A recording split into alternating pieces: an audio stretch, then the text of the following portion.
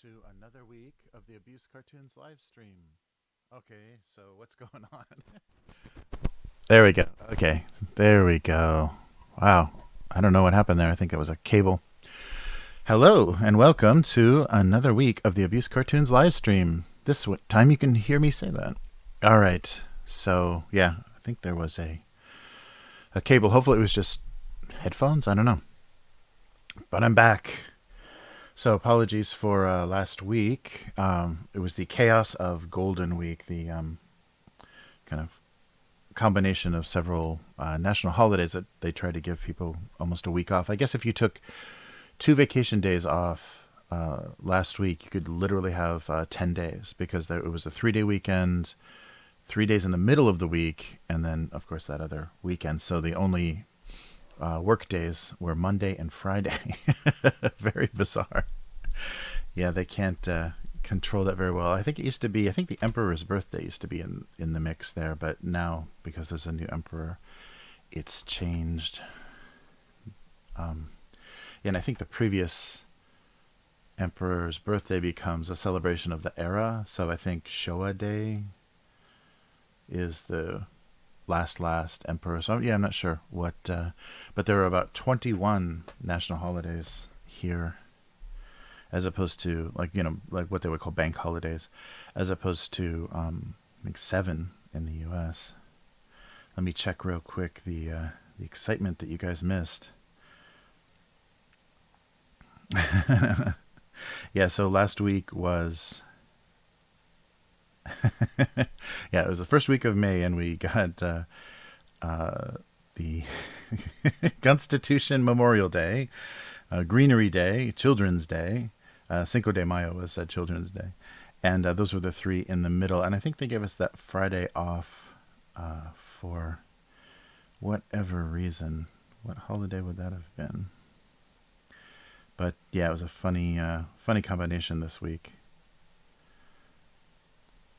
Yeah, so that weird cluster of holidays, and there's another one that they're calling Silver Week, which is not quite as many days, but you can, with a little schedule change, you can turn it into a week off. Hey, Unknown Girl, how's it going?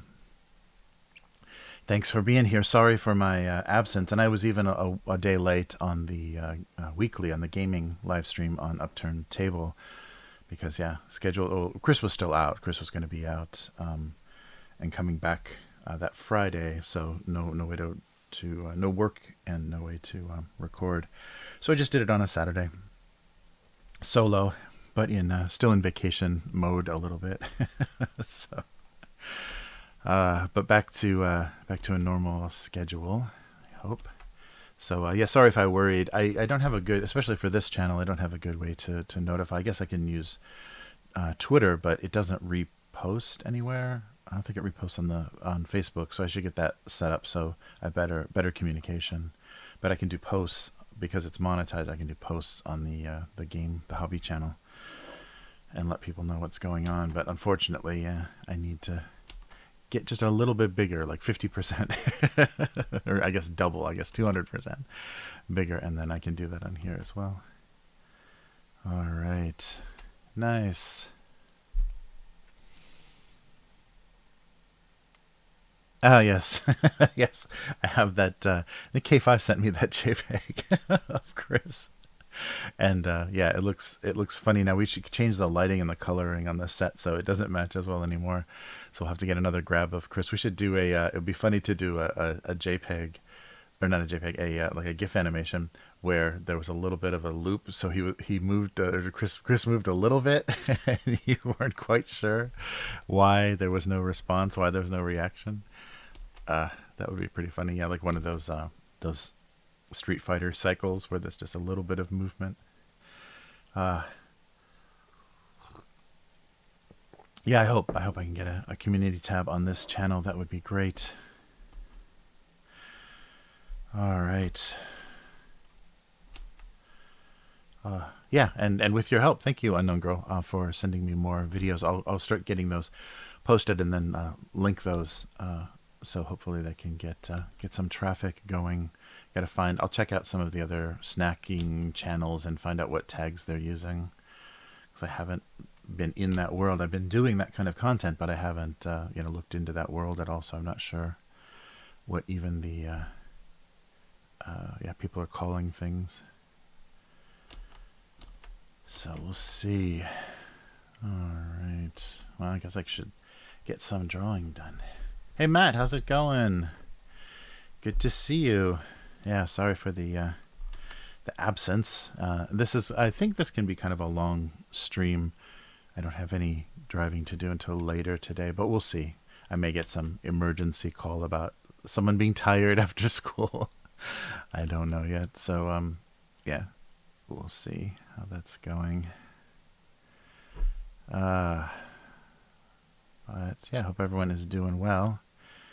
And yeah, I wish I could, wish I was better at planning my absences so I could like announce things, on streams and let you guys know, but I really don't know. And that's just kind of the I don't know if that's a Japanese thing, but that's my life in Japan, is that things are sprung on me like so often. Like you would think this would be a very planned culture where everybody wanted to know what they were in for, but especially the kind of business style here, you get hit with, okay, there's a meeting today and it's going to be a 4-hour meeting, so you're going to have to cancel. If you have got other calls or anything, you got to cancel all of that. There's a lot of strange stuff like that here, a lot of last minute things, and so my life is a little bit like that as well. And schools do that as well. They announce things very, very last minute. That was really hard with the kind of the lockdowns and things and remote. They were just suddenly like, okay, yeah, the kids aren't going to school, we're doing remote. It's like, whoa. So if you don't have anybody at home, then what is happening? Yeah, I'm most surprised by that. It just might be my world here, but it feels like it might be a little bit of a symptom of something. Yeah, thanks, and I appreciate your message. Thank you, Unknown Girl, for checking on me. I saw your message in the comments. Yeah, that's a it's a funny thing, and so just bear with me. I won't just suddenly disappear, or I guess unless I suddenly disappear from the planet. But if I'm still alive, I won't suddenly disappear for good. Yeah, I think that's a strange thing, and early internet had a lot of that. I think that's why people that have success on platforms like YouTube and Twitch, are very regular, because the thing that was so easy to do, especially early internet, is start a blog, and then every 3 months something kind of went on there, and then every 6 months, and then people were like, am I even following something? Am I even connected to anything? And once you had things like Tumblr and Reddit and stuff where there were more active communities that had moderation and everything, what is that? Yeah, people could start to rely on things. But yeah, I remember just early internet being like, okay, I guess this is dead. Things just disappeared. People just got busy. And I think a lot of it was because, people's first good internet was university. So they would start projects in university. And once real life started to, come into play, they realized they didn't have that kind of free time. They couldn't just avoid studying. They weren't skipping studying for a test. They were skipping work if they wanted to do something.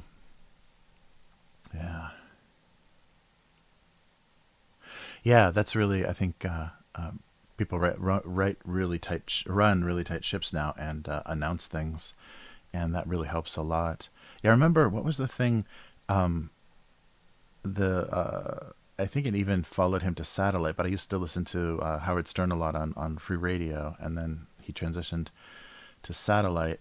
And the one thing that I always thought was so annoying, he would take really big vacations and would not announce it at all, so that you would tune in expecting to hear the live show, and it would just be like a greatest hits or like a clip show, like a replay. And his thinking was, well, at least you're listening to it. I guess he wanted the ratings, like he only cared about the ratings. So he didn't care, that you were disappointed or that it was frustrating. It's just that you tuned in and didn't find out until you were actually listening to the broadcast that it wasn't live. I thought that was really in bad taste, and so I think it's funny that a lot of internet platforms are kind of correcting for that mistake. But at the same time, that does, I think, generate a lot more burnout with creators because you're really locked in. And so, that's why you hear a lot of people doing in YouTube videos and stuff where like, sorry, I have a cold, but I got to get this content out. So unless you really manage it well and have banked a bunch of episodes, when you get sick, you're still having to create content and you're coughing your way through.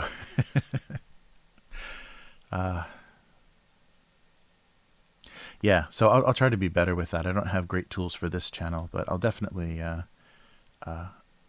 I want to make sure that when I know, but like I said, it's a lot of stuff sneaks up on me. So unfortunately, it'll sneak up on you guys as well because I have no idea sometimes, and it's unpredictable with kids' schedules and things. Sometimes there's, just they make plans and they don't get confirmation until the night before. All right, I think these are what, muffins or pies or something. They're just fun to draw. Just be reassured that I'm not going anywhere. I could do this kind of broadcast, from anywhere, so it will be ongoing. All right. Hope everyone is doing well. There's unfortunately my Mother's Day call was I guess I shouldn't go into too much detail, but it was hijacked by the recent Supreme Court leak because my mother was involved. Her career was in women's health and reproductive services and family planning. So maybe the maybe the company that she worked for, but but that was a really not fun phone call because they like actually time that to come out so close to Mother's Day. That was really insulting. It's just like the announcement for that the Tolkien the Power of the Rings, whatever it's called, Rings of Power series, coming out on the anniversary of Tolkien's death. It's like, is that intentional? They're trying to send a message? But having this come out so close to Mother's Day, this leak was really disgusting. So we had a sad conversation about how the world, and I guess you feel that as you get older too, the world just kind of slipping away, just like you don't understand why things are happening the way that they're happening, and you thought you had had been a force for good and had made the world a better place, and that can just all be instantly wiped out. I feel that a lot. It's interesting. I wonder if I somehow subconsciously knew to not get involved in things that actually matter, like scientific research or anything, medical or anything, because that stuff is so easily undone, and your career and your achievements are just erased or just, can be completely unrecognized. And so you can have spent your life doing nothing. Whereas if you work on things like digital cartoons that don't matter, you're not shocked if it ever gets forgotten. But I think about that a lot about how you have to have some kind of intuition or just or a lot of luck. Be involved at a university with professors or researchers that are actually onto something, because otherwise you can just get stuck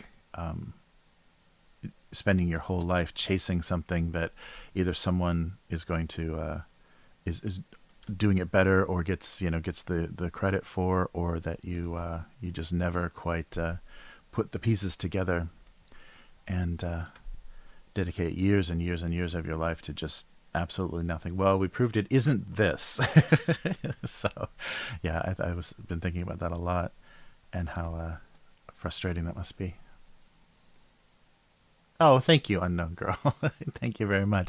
Yeah, I can feel, I do feel much more satisfaction. I mean, it's not, um, you know, changing people's health or their social status or financial, security or anything. But I do really enjoy that there's human connection in doing things like these cartoons.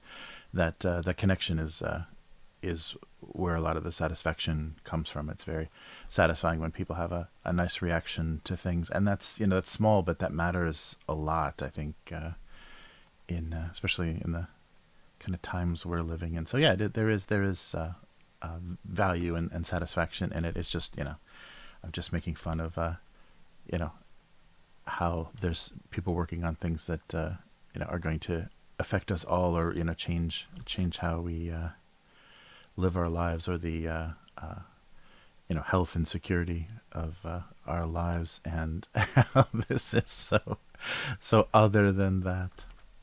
All right, but it all works together, right? Yeah, deformed muffins. All right.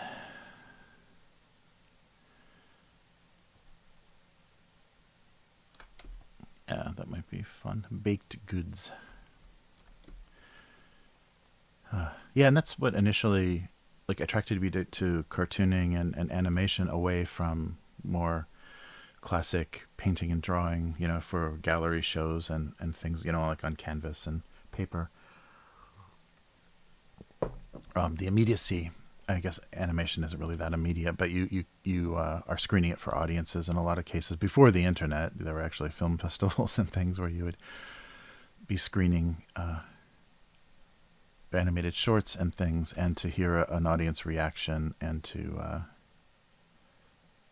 have a connection from that so immediately, was much more satisfying than kind of toiling away for months or years on a series of paintings, and then I guess you only you only measure your success by how many pieces sold at a show, or you can read criticism of your work. But yeah, just that connection. Now they're starting to look like weird caricatures. That connection was very attractive after what I'd felt just struggling in a studio. All right, they're starting to look like Muppets. Okay, yeah, well, I think we'll do something baked goods on this one. That looks fun. But yeah, so very, very depressing, and there's going to be a war in certain states, and I wonder if it's going to. I don't know. I mean, I can't. It's not a. It's difficult to imagine people, tearing up roots and leaving their home towns and home states about things like this. But it's possible that it could create. It's at least going to create this women's health tourism for a while that gets people out of their situation. So that may be. Okay, the whole thing that's so frustrating. So we're talking about the abortion law, possible whatever it's called, repeal, or them declaring unconstitutional the federal abortion law. And I'm sure that's a word that's that YouTube is listening for, but I don't want to say the case the case name because I know that they're listening for that. But it's frustrating to me. The only political thing I'm going to say about it is that this is being used, obviously, as a political way to motivate a base for the Democrats instead of doing something about it, which they could have done under Obama, which they can do now with the majorities that they have. Instead of codifying it into law, they are just using it as a way to get votes. Well, you know how you solve this problem? Vote Democrat. That's insane that women's health and safety are being used in this way. But yeah, I mean, there's a lot of other situations where America is doing that as well, putting people's lives at danger that aren't even Americans. And I'm still drawing the same thing.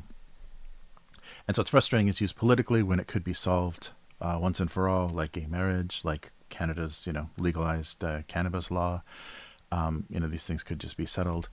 But instead, it's going to be used when it was an issue that they kind of backed away from for the longest time because it was just not, the opinion seemed to be changing and it just seemed to be hurting candidates more than helping them to get behind abortion law. And so now they suddenly come back to it when they're in fear of trying the same thing again, in fear of bad midterms. And it's shameful. It's really shameful that they talk about, you saw, what's her face, Elizabeth Warren, railing how angry she is. She has the ability to do something about it.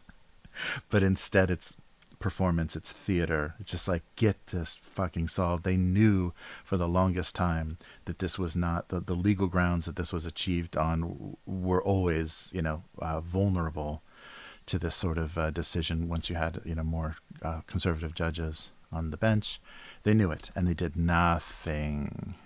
So it's very shameful to use an issue like this. And the world, like talking to people in Japan, they just don't understand how this is still an issue in America and it's just because it's used. It makes people very passionate and it's used well. I mean, using the murder of babies as this way to like shock a voter base into going to the polls. And when it had back in the day of like the stronger conservative Christian right and things, that could easily motivate a very vocal base against stop drawing muffins. God damn.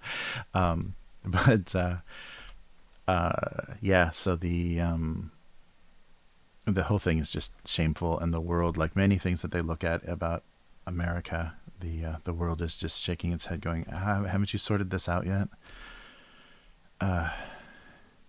But it's just, that's the point I wanted to make, is it's that like old Chris Rock joke that there's no money in the cure. There's money in the treatment. There's no votes in codifying anything. There's votes in saying we got to do something about it. So that's why it's useful. It's not solving the problem. It's pretending to be passionately about one solution for the problem, and telling people then saying, oh yeah, I believe that too. Well, obviously, it's not a radical thing to believe, and then using that to identify with voters. And yeah, I really disgusted. And the things like the things my mother had to deal with during especially her early career, like having cinder blocks thrown through her car windshield and things, because one of the places she worked had a pretty big and influential Catholic community, a Catholic diocese or whatever they're called. I'm not putting any throwing any shade on a particular religion or denomination, but they were pretty militant, and for her to have her safety threatened over something that could have been resolved legally a long time ago is really ridiculous. And I think it's really sad for her to be retired and just watch everything that she worked hard for just yeah, be undone, because it's going to change. Yeah, it's going to change a lot of stuff. But it's probably going to get, yeah, a lot of people elected that wouldn't have otherwise. And I think that's how they're. It's interesting because like in certain, industries or careers or whatever your profession, you do start to see things through a filter of that. So people, like entrepreneurs or investors, people like angel investor types, they look at situations and they're just trying to make sense of it. Like, oh, so how does this make money? And what does this? Okay, wait, is this actually? They process things through such an interesting, like a weird filter, and sometimes it's disgusting. It doesn't feel very human, but they interpret things very differently. So politicians, yeah, see things as far as keeping their jobs and helping their party. And I guess that's true. That was one of the things that came up when when I was talking about this with some Japanese people, that the two-party system makes this possible. That you can have an issue and the two parties each choose a side of an issue, and there you go. You can have an unresolved social issue forever that can, at certain times, depending on how passionate people feel about it, can motivate people back and forth. It's just crazy. Oh no. You forgot the butter. Oh no. Yeah. That's funny. Uh, yeah, I don't know why. I must be craving cupcakes. I don't know why. Drawing. Sometimes just the shape of something, like I'll just start, when I start drawing it's fun to draw or figure out like a nice satisfying shape of something. So I just end up drawing a bunch of things that look like pies and cakes and cupcakes. Yeah, cupcakes are not popular here at all. Muffins, they have muffins in some of the bake shops, but cupcakes are not popular. I would really love, yeah, some of those big, I guess those are muffins as well, but some of those big chunky muffins like they have at some bakeries in the US, where there's just like chocolate bars and all kinds of crazy stuff stuck in them, and they're the size of a baby's head. Not not to bring it back to anything, but they're the size of a giant a human heart. There we go. They're those big chunky muffins with all kinds of stuff falling out of them. Oh yeah, there was a new player at the kind of OSR group that plays on Sunday, and new player brought some brownies, and the brownies had all kinds of amazing stuff in them. I think there were was it almonds? Or there were big nuts, and there were Oreos, and there were Ritz crackers, and it was amazing. Yes, it was really nice chocolatey brownies with a lot of things in there, and sometimes, so like a Ritz cracker has like a salty taste to it, so like a pretzel and chocolate kind of satisfying taste. And yeah, there was a lot of amazing stuff in those brownies. That was really nice. Yeah, I hadn't had anything like that for a long time. Oof, oof, oof, oof, oof. All right, so back to drawing boxes so I don't draw muffins. Yeah, it's funny. Like, so fruit pies and cupcakes are just not popular here at all, and they only really have those like sheet cakes, those like office party sheet cakes, or kids' birthday party sheet cakes at Costco here. It's the only place you can find something like that. Otherwise, it's very expensive bakery style, like European bakery style cakes that mostly like fresh fruit on them and stuff. Mm. Yeah, right. Yes, dry, but there's cupcakes, so that's funny. Mm. Oh yeah. There's so much funny technology. I remember when I was a kid, there was a woman in the neighborhood that would bake cakes. Like she had like a home business, and she would do like birthday cakes and things for people. And so you could bring her like a coloring book page or something. And I think I don't know if she used like a overhead projector or some kind of like thing to project an image, or if I'm not sure exactly how she did it, but you could bring her a line drawing and she would transpose that onto a cake and then color it in. So I had some amazing, Godzilla and my favorite things on birthday cakes. But she would do cakes with characters on them, and that was like the late 70s, early 80s. So that was amazing. It was revolutionary, and she she would also do. This is the great thing about a home business in the 70s. She would also do like cakes for bachelor parties and things, and and we knew about this as kids. So this wasn't like this wasn't a secret or anything, because we saw her like making them at various times. But for bachelor parties or just kind of joke cake, she had like an erotic cake that she did, and it was two. I guess she just used two bowls, like metal bowls or whatever, as baking dishes, and so did two hemispheric, like big, round breasts, like so the cakes were hemispheres, and then she would do this really elaborate like lace frosting. So it was like a brassiere, like half pulled down, and then so it was just I think my mom called it the boob cake. So she did a boob cake, but that was really like everybody knew about that, and she did more than a few of those. Anytime there were bachelor parties or whatever, she would get asked to do her famous boob cake.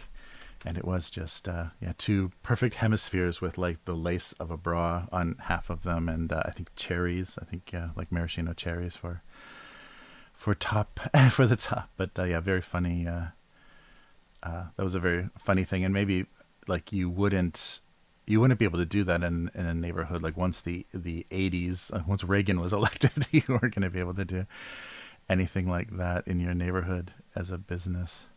But that was funny. That was a funny neighborhood. A interesting mix of people. Very working class. Like the houses were like not much bigger than like double wide trailers, most of them. No basements. Yeah, it was very funny and very harmless. Like it wasn't like particularly explicit, so it was just like haha. Yeah. Very funny. So the same woman that made all of my birthday cakes for the first decade of my life also made boob cakes. But that kind of took off. I think there were like bakeries that did. That was like a Simpsons joke too, like erotic bakeries that do like. But there's certain things that you don't want a cake of. I can imagine. I don't know. There's certain things that I don't know if you could make them look that edible or that fun, at least that playful. It could just start to look explicit. Yeah, that's very funny. I wonder if a erotic bakery has ever been protested by a church group. If it's become the target.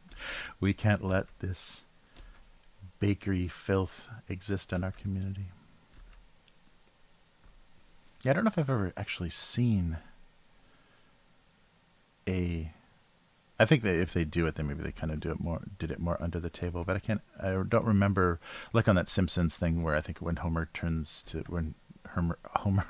3D in that short, and then he like drops into Los Angeles at the end, and or what looks like Los Angeles, and there's an erotic cake shop right where he enters reality. But I don't know if I've actually ever seen a shop that advertises that way, because there's plenty of like sex shops and magazine shops in LA, but I don't remember bakeries. Anybody advertising an erotic bakery? There must have been though. I just hung out in the wrong neighborhoods.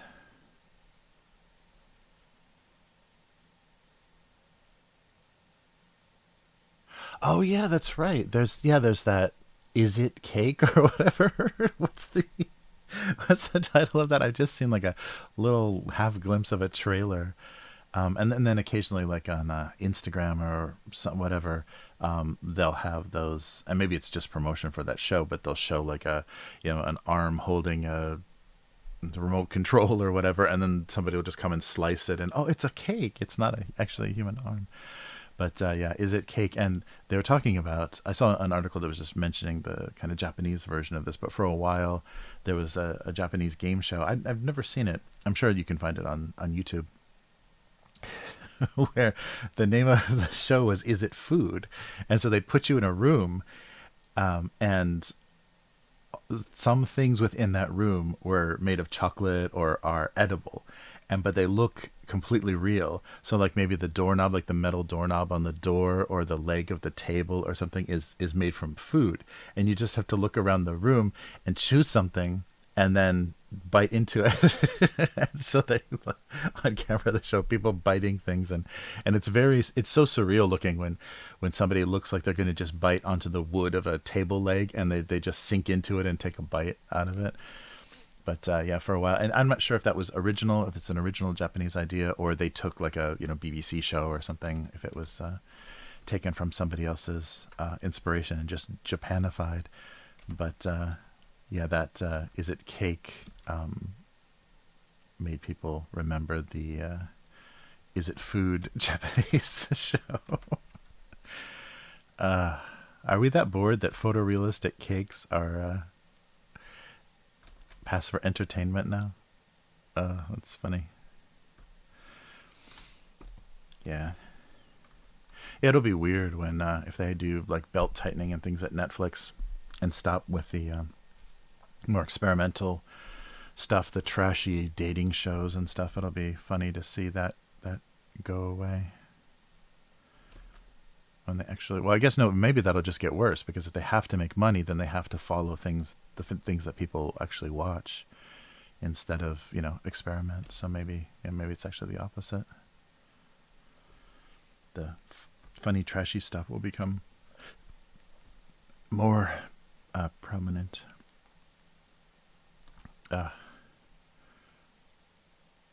Is it cake? I would love I would love to have been in that meeting where someone was pitching, is it cake? I guess, though, in the context of baking shows, like the success of cooking and baking shows, that's like a logical progression. So it's not, it wouldn't be that crazy, but just like without thinking about that, because I don't watch a lot of baking shows and there aren't a lot of baking shows here. So out of context, that sounds so funny. Just like coming up with this original idea. What if we had things that look so real, and then we have 3 typewriters on a table, and you have to choose which typewriter is a cake? That would be a funny pitch, but I guess it's the next logical extension of, okay, we watch people bake amazing cakes. We watch people fail at baking cakes. So what is another variation on that theme?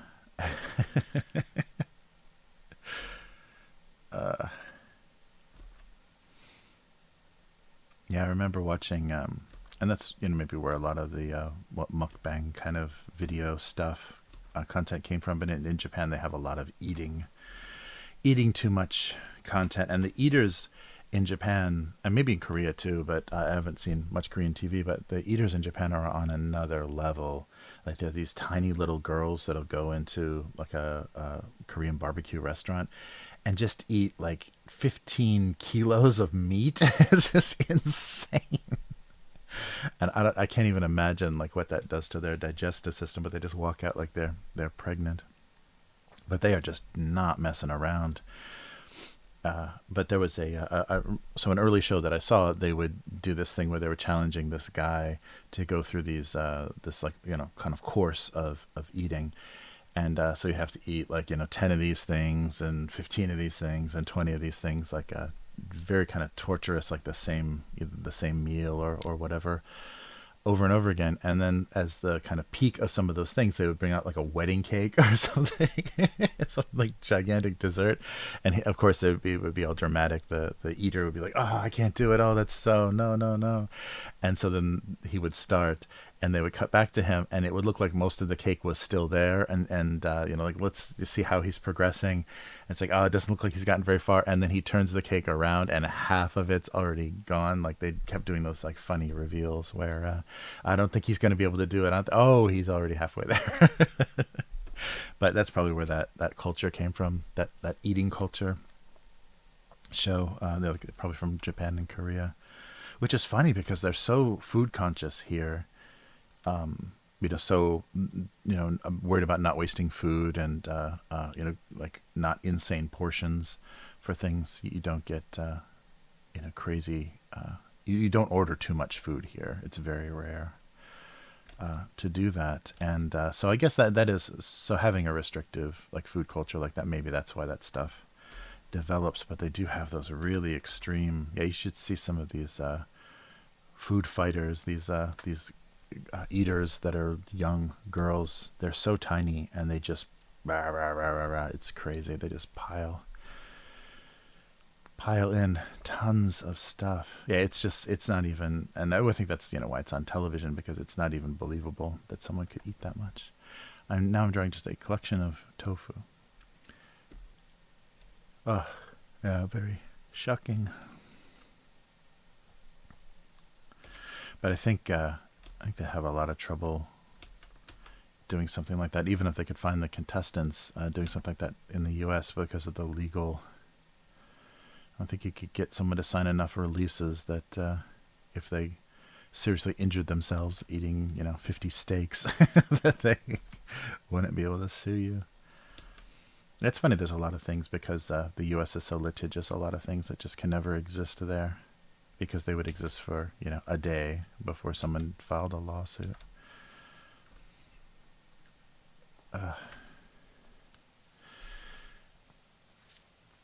All right. Yeah, I can't draw anything that references tofu because it's very specific to the containers, and things are not going to be recognizable. All right. Yeah, like I was thinking, the takoyaki is really popular in Japan. So if you've ever seen it, it's these kind of balls. It's kind of like a soup stock with flour in it, like a fish soup with flour in it. That then you can put other things in it, and I think you even put like it's not quite breadcrumbs, but it's panko kind of, or maybe no, it's not. It's not. That's breadcrumbs. It's this other thing that's like fried bits of batter that you put in there to kind of make it hold together a little bit, and you just you cook it in these like these pans with these little hemispheres in it, and so you just pour the batter into all and put a little slice of octopus in the middle of each one, and then just rotate it. Like there's little picks that you can just rotate it, so you make this perfect ball of this not completely cooked through, so in the middle it's still so that's why it's like soup, just like soup and flour. It's not cooked through, so it's kind of like a creamy soup in the middle, but super hot. And so you just cook it until the outside is brown and everything's kind of sealed, and then you just eat it with kind of toothpicks. So you put sauce and seaweed and fish flakes and everything all over it. And the variations of that might be really a fun style of restaurant. Everything in like ball shape would be a fun like gimmick for a restaurant in the U.S. But you couldn't, like the people eat food so hot here that the minute someone like seriously burnt their mouth at your restaurant, in the U.S., you would be out of business. Like they would take everything from you. So because the first time I ate it, there's a kind of a style. So people eat food blazing hot, and especially like out of hot pots, like nabe hot pots. They just pick things out of boiling water and just put it in their mouth. And so you have to be able to deal with that. And one way that they do it is they keep their mouth open and they kind of blow over, like kind of like breathe heavy with their mouth kind of open over the food to get the heat out, to disperse some of the heat. So if you just close your mouth, you're just going to burn the hell out of your tongue or the side of your mouth. And so there's a style for eating that, and that's why they also slurp ramen noodles and stuff, because it's a way to not only bring the noodles directly up, but if they're very hot, some of the heat goes away in your like, the air that you're using gets them cooled down a little bit. So that's the kind of their food safety here, is just to eat something that just came out of the oven or was just cooked as soon as possible. So you couldn't do that. There's some food styles you can't reproduce very well. I guess they do have in LA. I remember there was like shabu shabu restaurants and stuff. And so that's, you take a thin sliced piece of meat and you put it in oil or soup or just water, and you cook it just by kind of like, like you would do with like a small piece of laundry. You just wave it around in the water. And that's literally what shabu shabu means, is this the motion of washing clothes. And so I guess they have those restaurants, but I think the style that they encourage is cook it and then take it out and leave it sit so it's cooled down. But in Japan, you cook it and just put it right in your mouth. Nice. Oh yeah, no, I don't think so. There may be a few places like that in Japan. Yeah, unknown girl asked about the food challenge places where if you eat like a huge steak or huge burger or something, then it's free. You like do in an hour or something. You eat some gigantic thing. Yeah, we don't have gimmicks like that. I'm sure there is somewhere, because I'm sure that some place to get attention or to get customers or to attract tourists, they've done that, but not that I've seen. There's just a lot of all you can eat places here that, yeah, you can really do damage to, because usually the price is way too affordable. So yeah, you can eat. Some of the buffet places are crazy here, but there's no challenges that I've seen. There was a steak place. I guess it still exists, but the one that was close to us shut down.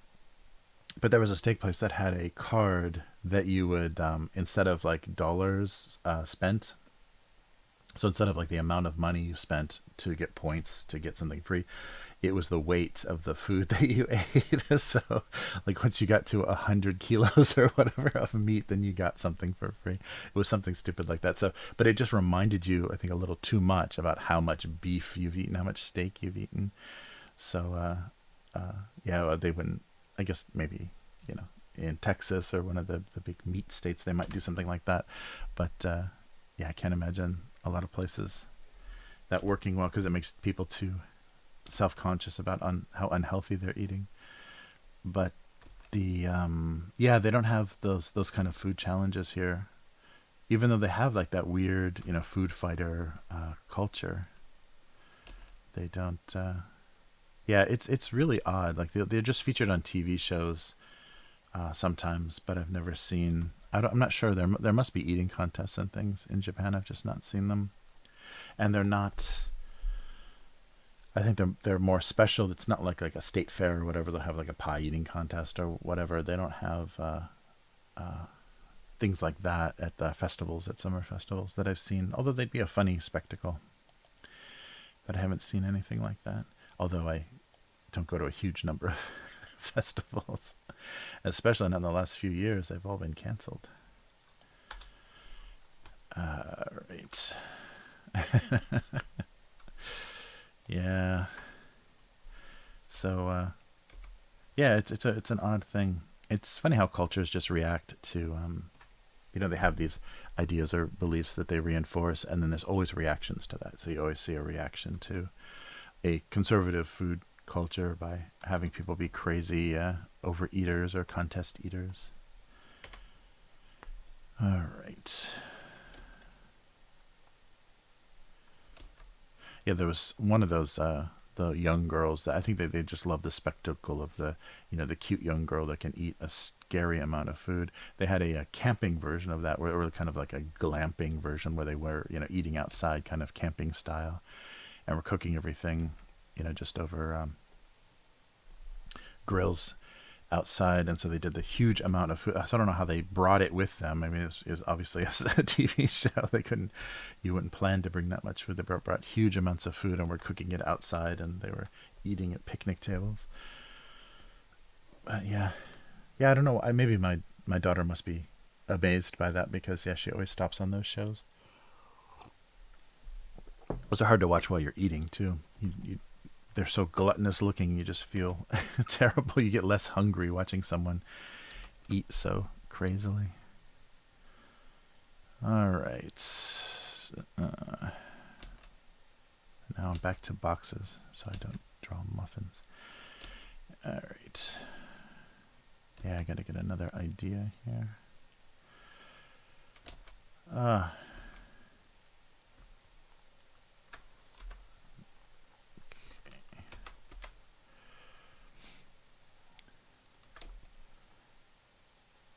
right. Oh, Yum, how's it going? Thank you, Yum. Yes, sorry for missing a week there. My schedule got all knocked out of whack during that strange kind of week off. It was so random. the the days that we had off, we had Tuesday, Wednesday, Thursday off last week, and I thought for sure I'll be able to stream one of those days, and yeah, the schedule was just crazy. Uh, yeah, and I made the mistake. My daughter in the U.S. asked me to go to the Pokemon Center, and there's one in Osaka. They closed a lot of those down over the pandemic, so a lot of that stuff is gone. But it's like a specialty. It's like a shop, like a goods shop for Pokemon, where there's a lot of just exclusive merchandise. And of course, I had a minute, so I ran over there. It's in a department store now. It used to be like a freestanding building, but it's in a department store now. And I went over there, and it was like a Disney ride. Like they had like a whole fast pass mechanism set up, and it's like, yeah, in 3 hours, come back in 3 hours, and then you can get in line. And the line literally, it was like a whole floor of a department store, and the line literally wrapped around the entire floor. And then once you got inside, the retail line, the cashier line, which they have like 9 or 12 registers, also wrapped around the entire store, and then threw a snake by the cashier. So like, okay, I guess I can't do this quick. There's no way to get in and out of here quickly. But they have really cute, they do like seasonal collections of goods, and have different illustrators and designers do like themed stuff, like springtime or winter themed stuff. So, and it's things you can't get easily outside of Japan, just like exclusive, like Disneyland or Disney World goods. It's that kind of thing. So she asked me to check on it, and I couldn't believe how insane it was. Just because it was probably closed for a couple of years. Like it's probably just recently opened again, and people were traveling for the holiday, so everybody went there. So it was so many like exhausted looking parents with like groups of kids just standing in line, just exactly like a Disney ride. Everyone was looking exhausted and waiting in line forever. Oh yeah, K5. Yeah. Yes, thank you. The that photo of Chris for the weekly is very fun. It's perfect. It's just like a perfect pose, and it looks, you look at it for a minute. If you just glance at the live stream, you look at it for a minute and say, wait a minute. And I tried to adjust the color a little bit so it matched the new lighting, but I think I'll have to do another capture. I still haven't settled on. I might want to change that set a little bit, make it a little more visually interesting. And I'd like to deal with the microphones and things differently. Eventually, we'll get there. All right. So,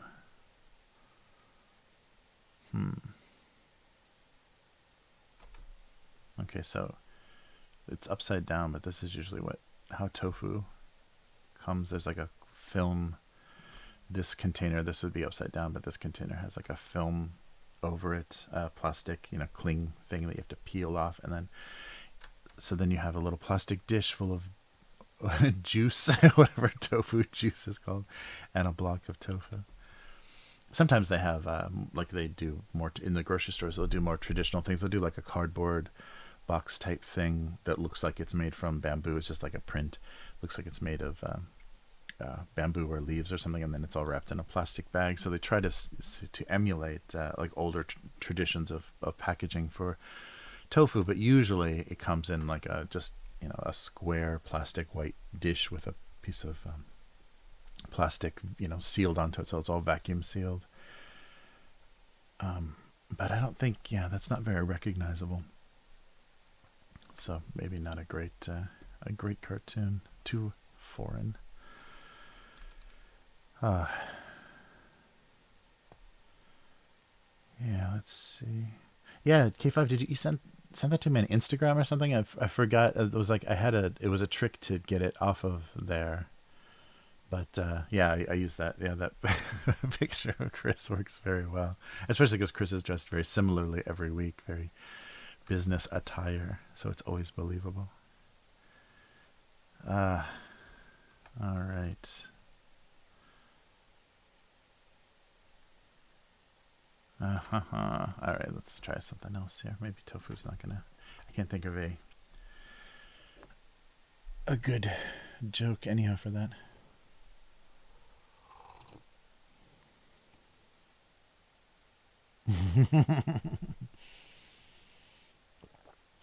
To it. Yeah, I love I love things that, especially like my phone schedule. If I put a Japanese name in Roman sorry, in Roman letters into my phone, it changes into very, yeah, always changes into very stupid things.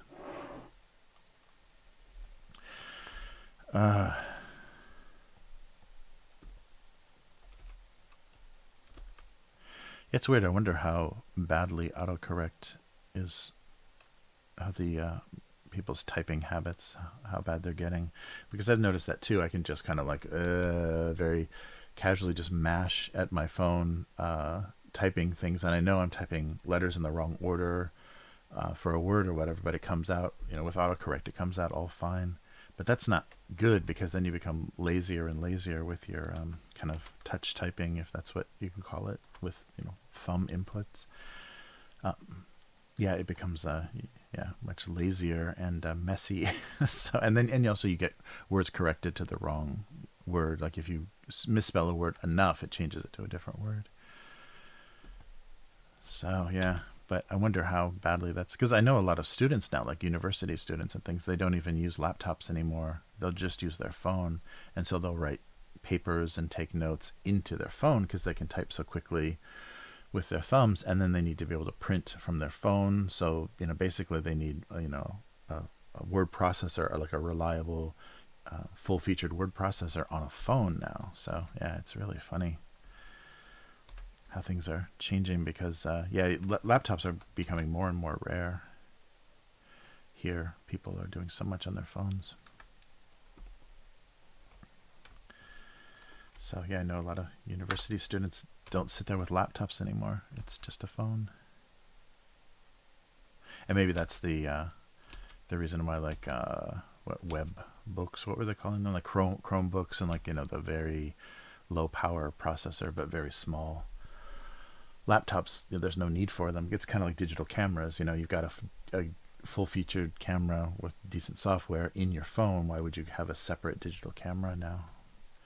All you get is a better lens, but it's only marginally better now. So yeah, those light, low-power laptops, I think, are suffering that same fate. Is people are just switching over to their phone. All right.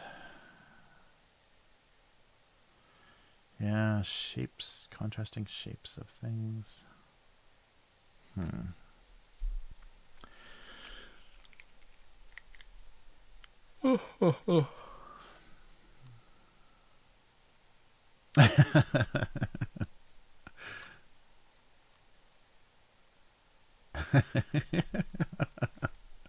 That's really funny.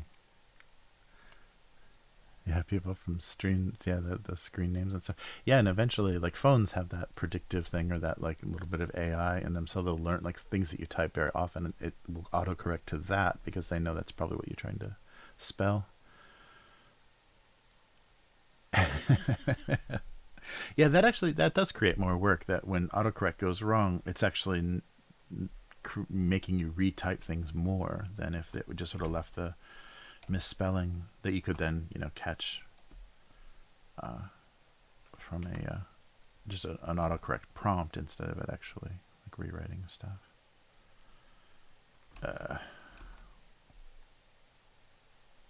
And still, I guess it just depends on the software and the situation. But yeah, so often I still get, oh wait, oh sorry, hold on, I gotta take a scheduling thing. Just a second, be right back.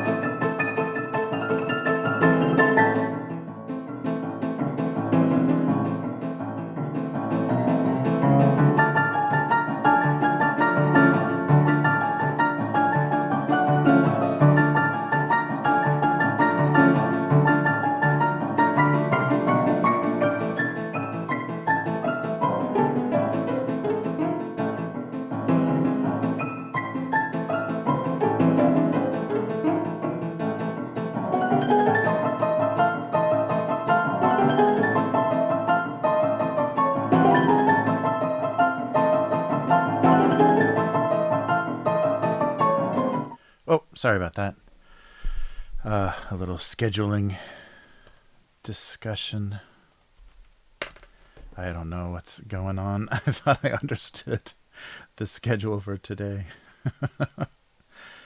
Crazy. All right. Well, we'll continue on. Sorry about the interruption there.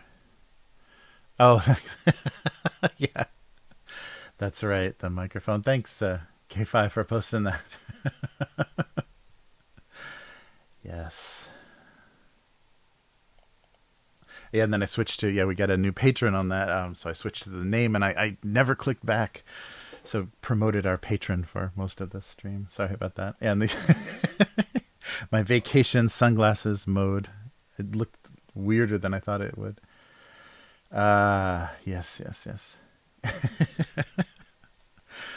Yeah, the angle changed a little bit on the camera, and then the lighting changed. So it sticks up. But before it was pretty close. Like it was just a screen grab from a previous one, and when everything was the same, I could just patch Chris back in. I should get a mannequin or something to stand in when I don't have a in-person co-host on there.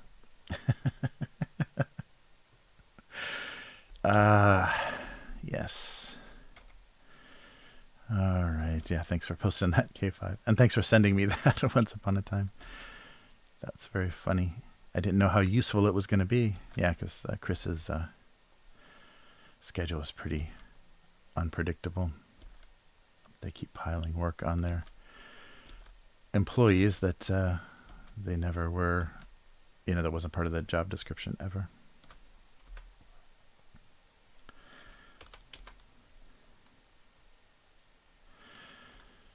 All right.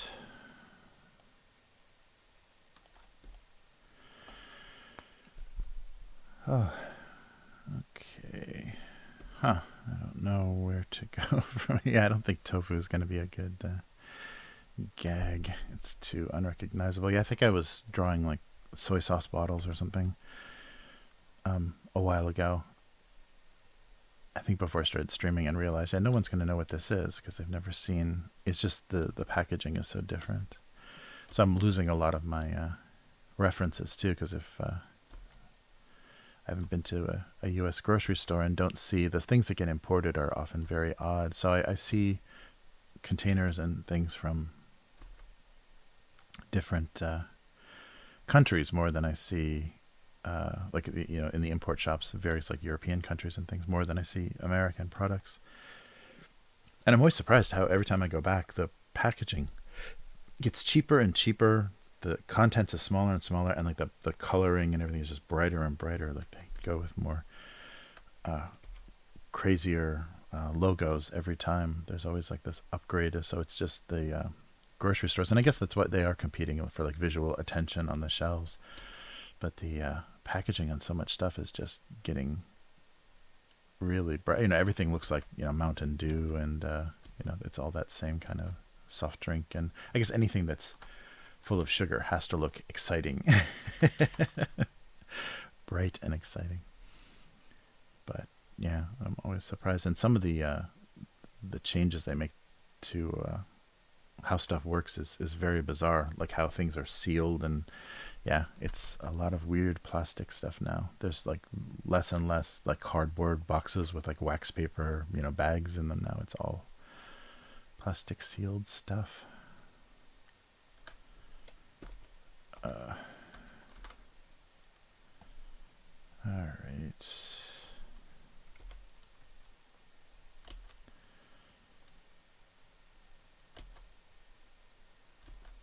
Yikes. All right.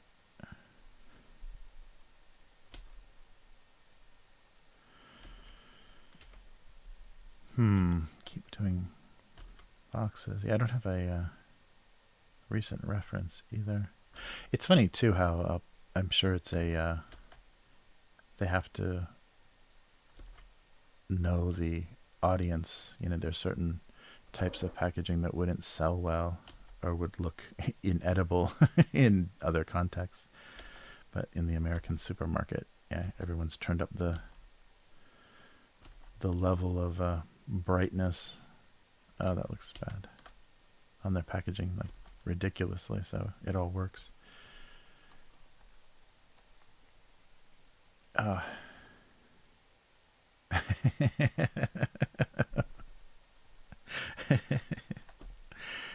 yes. Yeah, it's a perfect pose. That going back to that, yeah, that JPEG of Chris. It's a perfect pose that looks like there's action going on, and looks like you could hold that pose if you were completely disgusted or completely surprised. How long would you hold that pose?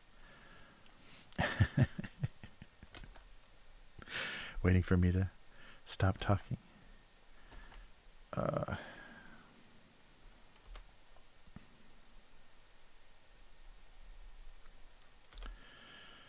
all right.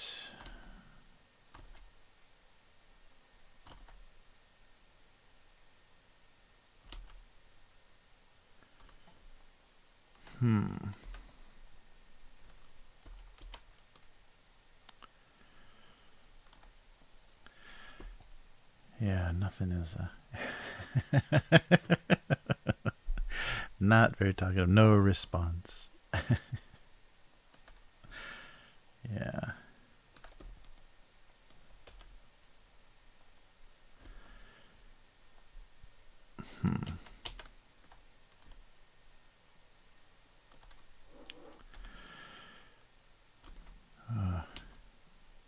Yeah, I did a on that, not not that one where Chris wasn't there, the episode the week before when Chris and I were there. I talked about a Swedish game that got translated into Japanese, and the creator commented on the video, and then I got in touch with him, and we did a little interview. So I'm finishing the editing of that. So yeah, he had a really great. I liked his approach a lot to game design and things. It's too bad because the publisher that he works with in Sweden already does. They localize Cthulhu, like Call of Cthulhu and things, into Swedish from English, so they don't want to officially publish his game because it's a Cthulhu game. They don't want to publish that for the American market because they're basically, competing with their one of their biggest clients then.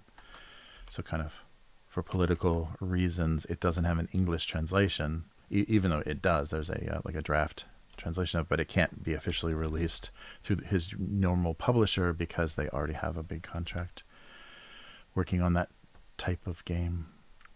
Yeah, but he said that something may happen if they figure out a way they can change the name of the game or something so that it doesn't feel like it's directly competing, because it's a variation of the idea. It's much more investigation based and not similar at all, not only similar in genre to the big one, the Call of Cthulhu, the big game. But so that game, Call of Cthulhu, is very, very popular in Japan. It's like the #1 tabletop role-playing game. So he worked with a company here. They translated it into Japanese, and it got a lot of attention. And it seemed like the amazing thing about it is he told us in the interview that someone was doing a live stream, and they were just talking about it, and I think they tried to play a few games that had not been translated into Japanese. There's a lot of people, because there's a lot of bilingual or polyglots, a lot of people with multiple language skill in Japan, and so they look for things in those languages that would never make it here. And so this was a live stream, like a gaming live stream Japanese, that was had done some kind of fan translations of things into Japanese, and we're trying to play them. And his game came up, and that's what got the attention of an actual publisher in Japan. So I thought that was a pretty cool story. Just basically a fan got him enough attention that it got noticed by a publisher, and that means that they're looking at live streams. That means, and those industries, the tabletop industry especially, is not huge. So of course, anybody doing anything in it will be able to get some attention. But yeah, that was why he was noticed. It's just too bad that there'll be some delay, or they'll, who knows what form the game will actually be released, if it is released in English, because he's an English teacher, like an English, so his English is great, so it wouldn't be hard to do. It's just that, yeah, there's not a good way to do it through like official channels. All right. I'm just trying to open boxes.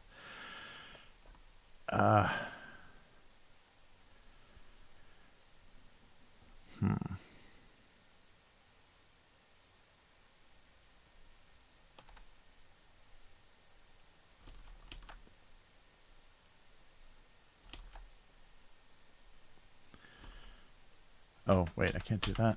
I gotta put eyes somewhere. Yeah, I'm getting too crazy with the details. I forget I have to have a side with no details on it, or it's not gonna look alive. Yeah, I don't think that's one thing I haven't done. I don't think there's a good way to do it, but do a joke about something that looks like eyes that isn't really eyes on an object. So someone was fooled. Oh, yeah, that kind of goes along with the theme of the Chris JPEG. I wonder if I should figure out how to do that. Yeah, what's something that obviously has two... I was thinking like an outlet, like an electrical outlet would have two slots. Yeah, that's not a real normal configuration. Yeah, something that like naturally had that.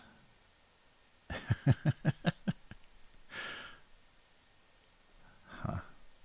Yeah, like a those outdoor covers on outdoor electrical outlets.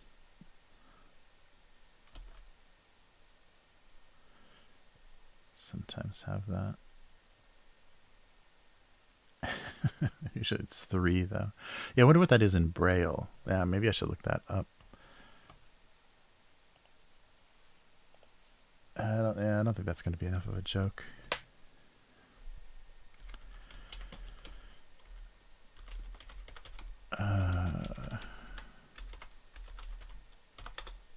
Yeah, it's probably just a letter.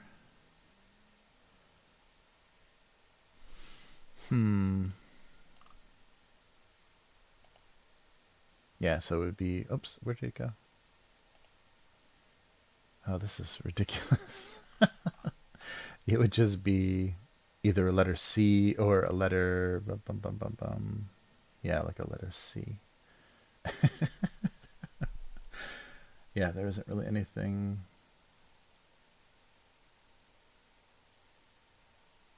Yeah.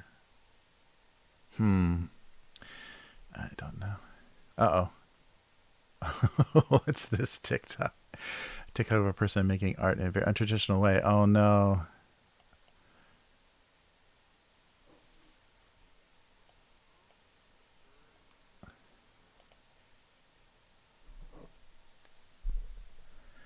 Oh wow.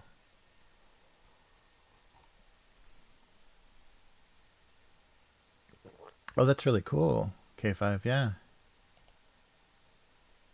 Yeah, there's a lot that was in some of the painting studios and stuff that I took. Yeah, there was a lot of the sorts of ideas of yeah, how to alter brushes or how to use things as brushes. Yeah, very cool.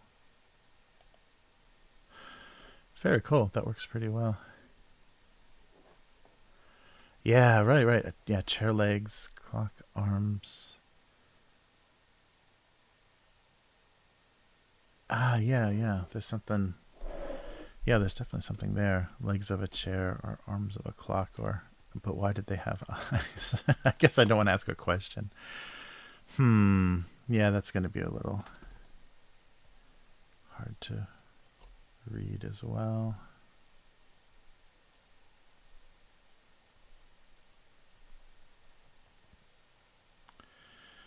All right. Let's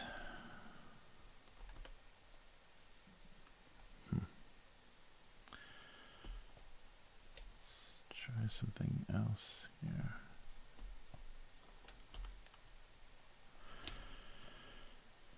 So...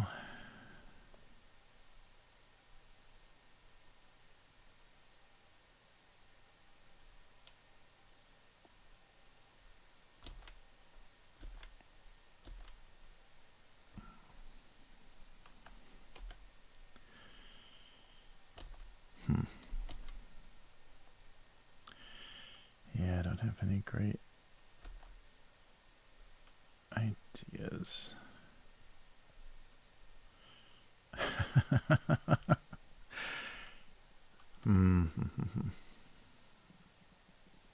Oh yeah, yeah, yeah. Altering brushes to get certain yeah, types of effects. So that, yeah, you're basically like stamping, and I think maybe for a lot of etching and printmaking, that's already a style, is to get certain kinds of line quality and stuff. But no, but using, I haven't seen like the way that that artist was using specifically, like, oh, this edge of a button, or the, a nut or bolt, uh, edge, like thinking about kind of putting things in ink, and then actually using that to produce the image. But there are, yeah, there's a lot of different experimenting with that. But I do remember in and I messed around with that a little bit, because I started to paint with ink and brushes. I used the just the, I got like cheap bamboo brushes, and was drawing with ink instead of like charcoal or anything, and did have some brushes that were just for effect, because they were damaged or they were altered, so they would just give you certain shapes and certain effects. So for getting textures and things fast, kind of how you use in Photoshop or whatever, you can use stamps to, like, duplicate drawing many numbers of leaves or something. All right.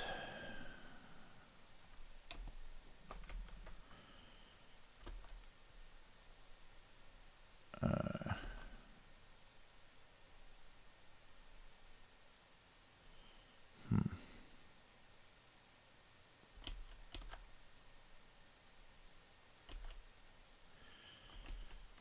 All right.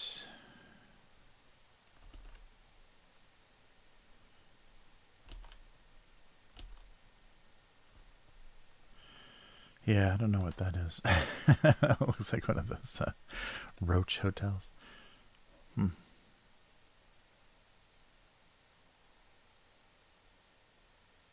Ah, yeah, yeah. Yeah, that's true. Yeah, I remember. Yeah, you kind of altering, especially cheap brushes. You can just kind of, you know, do whatever to them to get them to give you that effect you want. Or if you needed to, paint, put glue or something in a weird place, you could hack up a brush to make it work better. Yeah, but that was very interesting, and the results were very nice. The results were very print-like. They looked like it was. So it was almost like that TikTok that you showed. It was like he was assembling an etching or a print by just individually, like deciding individually how things were going to be constructed. So it was pretty cool. It has a really nice effect too. It has a very kind of rough, almost like primitive or something effect. It's really cool. All right. Yeah, I wonder how long, like how under control that is, and if it's like an image that he's done, like 50 of that, trying to find the perfect tools, and then trying to remember, okay, this is for this is for the hat, this is for the legs, this is for, and having all these like pre-ready objects, or if it's more improvisational, where he looks at an object, figures out how to put ink on it and what kind of shape it would give him, and then makes art out of that. I wonder if it's more rehearsed and practiced, or more improvisational. Both would, yeah, be interesting. One would give you more control, and one would give you more surprises. All right. I like that little lumpy box thing. Hmm.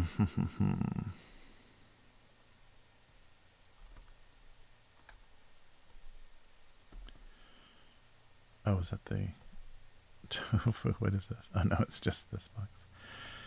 All right, there's a dot there for some reason. Oh yeah, that's right. Spicy, flaming hot Mountain Dew. That still sounds terrifying. Uh, what if you were locked in a room and the only things you could eat were flaming hot Mountain Dew and flaming hot Cheetos? Yikes. Your whole insides would just be red after that. Probably permanently dyed that flaming orangey red. Yeah, flaming hot. Yeah, I've done some things on fire. That's kind of. Oh yeah, so that might be a funny. Yeah, that's not a bad idea. Um,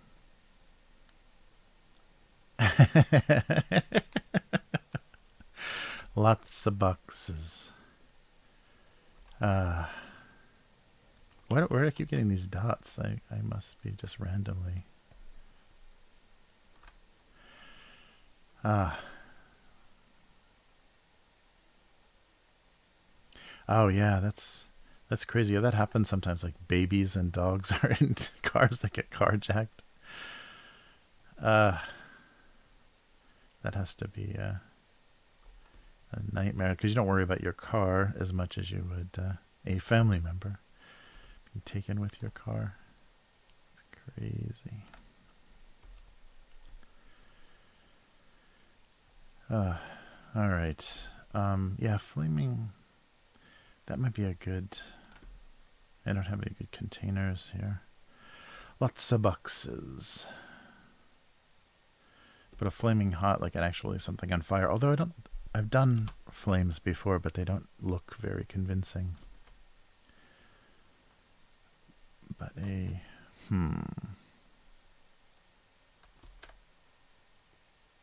Yeah, flaming hot might be a funny.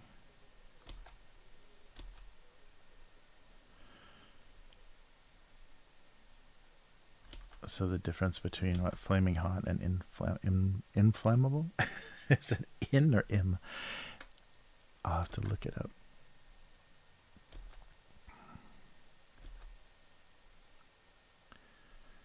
All right, so I can.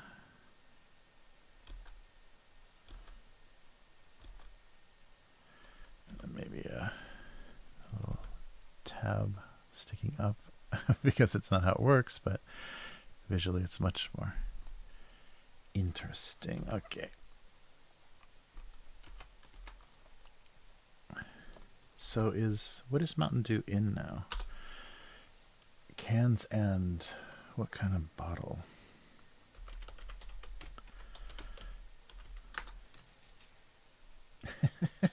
Flamin' hot. Yeah, what kind of containers? Oh, there's stupid website. Yeah. Oh, right, like a Gatorade looking bottle. Oh, that's so complicated.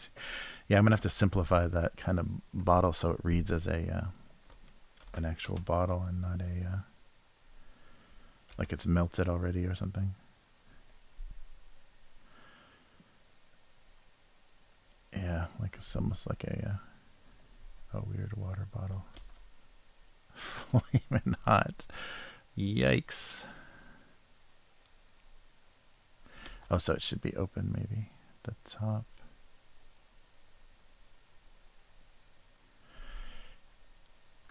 It's a little tall, isn't it?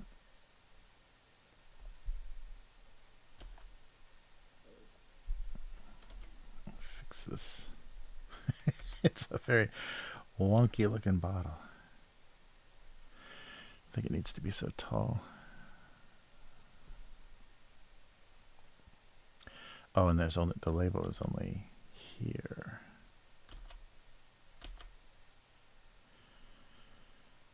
All right. Let's fix this as well. Yeah, that's a good idea. Flaming hot. I don't know. It'll date itself, whoops, pretty quickly, but it's fun for now because we'll have a record of stupid flavors. All right, something like that. Let me distort that a little bit.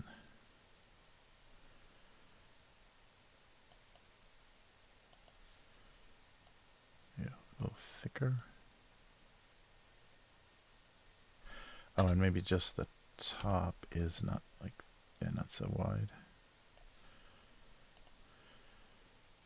I should just redraw it, but let's see if this helps.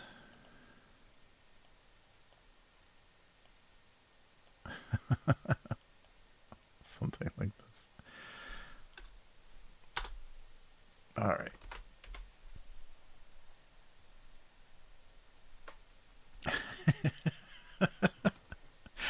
All right, I think we've got our image here. So where's this one?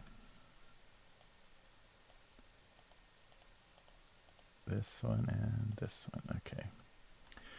So everything else can go. I just need these two.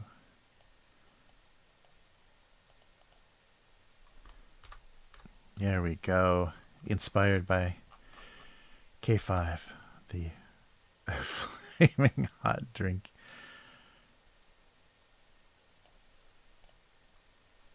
Alright. It's a very off-center. Oh, maybe both at the same time.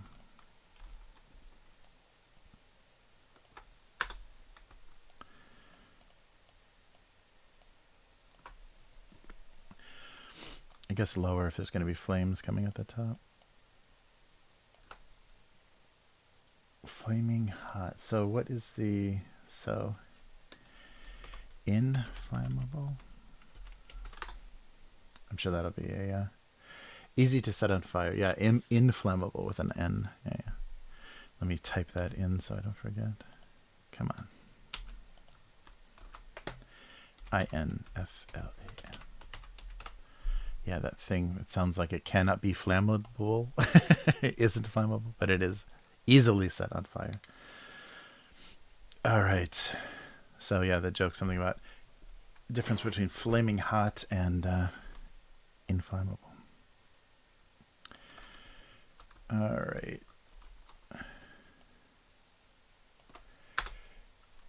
A fiery drink joke. And what was the other one? Oh, that's right. Various. That's right. Various muffins and cakes. I completely forgot about this first part of the stream. So, yeah, these are just variations on a mutant muffin.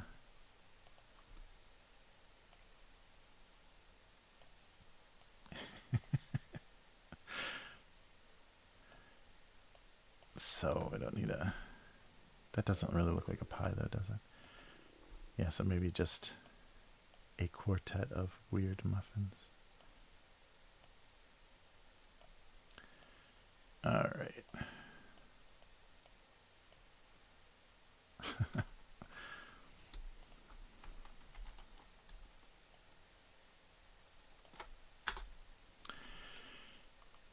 So no mistakes in the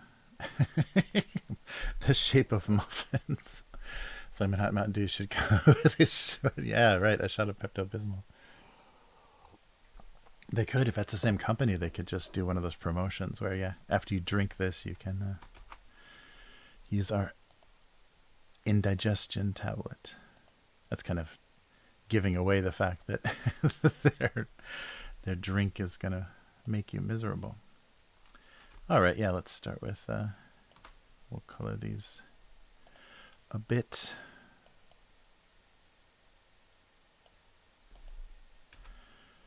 Oh, so yeah, we'll do just random. So make this one the chocolate and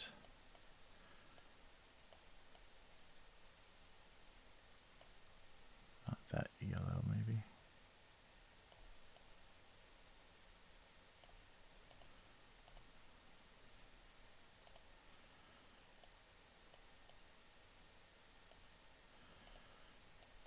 Yeah, I don't want it to be, I don't want it to just look like weird skin tones. Let's just do like a pinker. That is a skin tone. What are some other muffin? Maybe like, yeah, like a pistachio type color.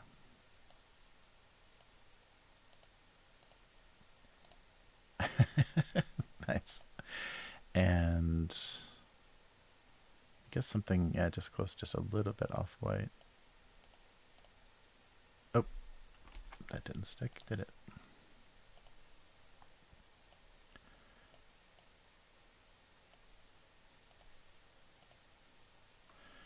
Something like that, and then all the muffin paper will be the same. Kind of like a warm gray, I guess, yeah. Let's see how that looks.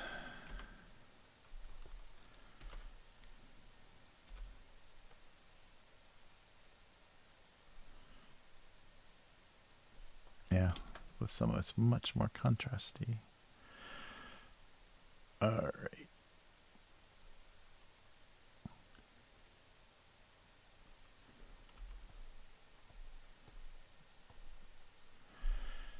There we go. Is that too metallic looking? Should I make it more like a warmer brown paper?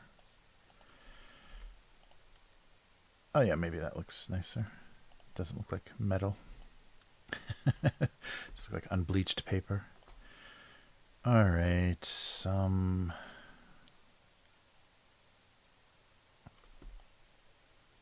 Yeah, so what are we doing? Muffins or maybe I like the muffin jokes might work better.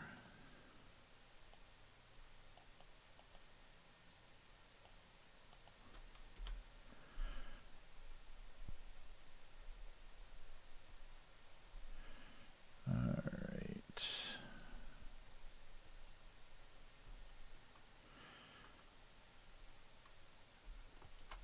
Something like that. Maybe even a little darker.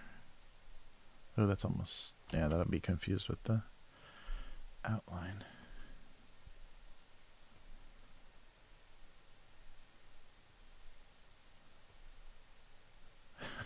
Something like that.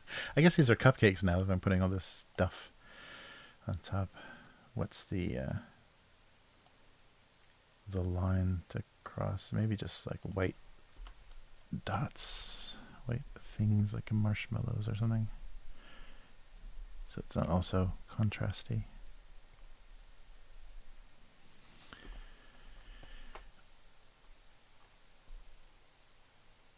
All right.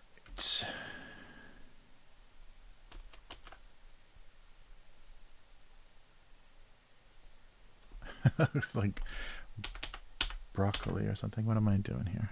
Oh yeah, maybe just, yeah. There we go.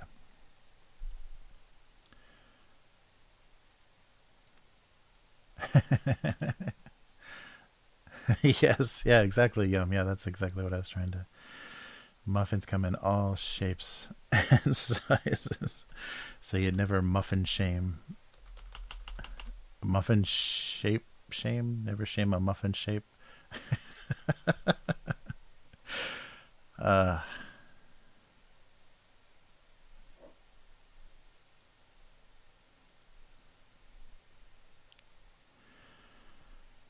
Hmm.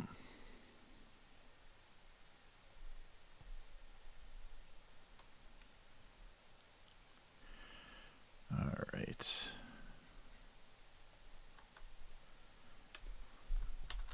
A little bit of shadow under the edge there. There we go.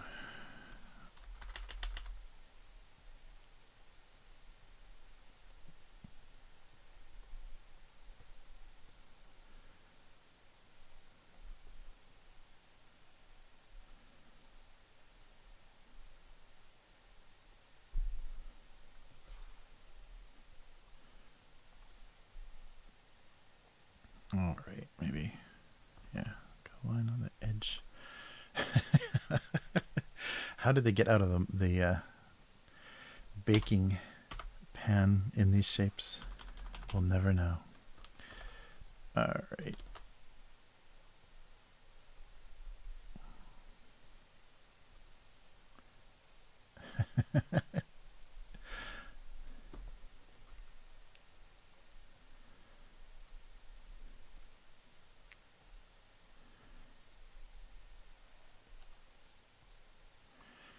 There we go. Mint muffin. There we go. Yeah, I don't know what is that muffin. I was going for like a pistachio color. I think I got like broccoli, asparagus, mint, something. All right, let's try.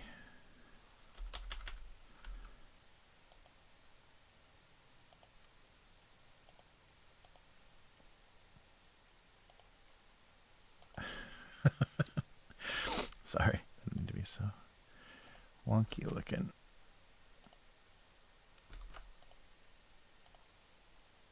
There we go. A collection of misshapen muffins. Not misshapen, there's no such thing.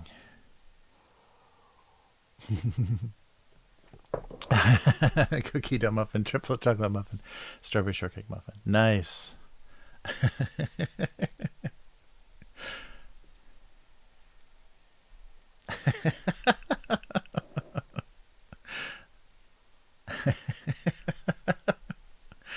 Poor muffins. All right. Yeah, it's an interesting image. I hope hopefully it'll read. Oh, there we go. This should be easy to color. So we'll just do a traditional bright.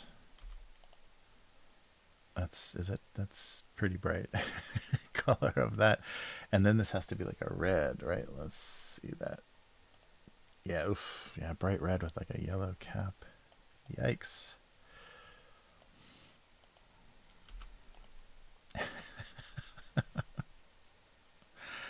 Oh, maybe I should draw the cap as well. Nice.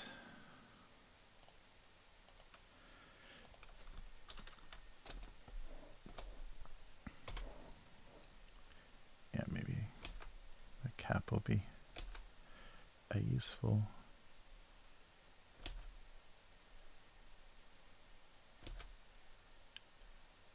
Yeah, useful prop. Make it a little more yellow than this.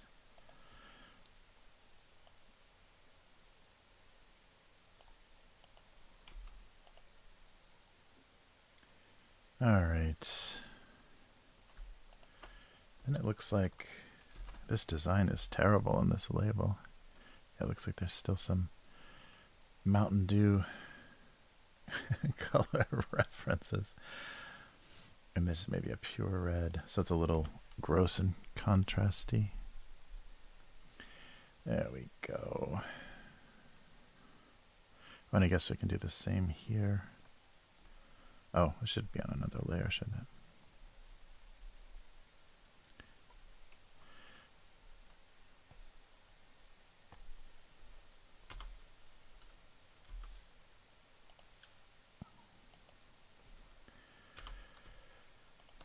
All right.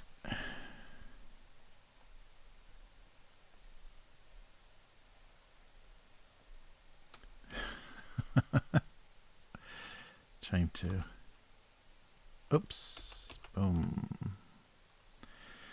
So what's another, I guess there's like some, yes, yellow color that would help make that more, I'll do it underneath, more Mountain Dew.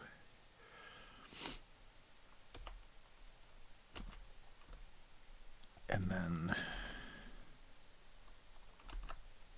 yeah, I don't want to rip off exactly the logo, just evoke a stupid, stupid style.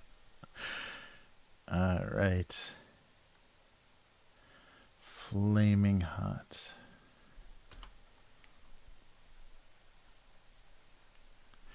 Oh yeah, I should do some, so I'll put the shadow first and then we can play around with the light from the flame. I've got to do a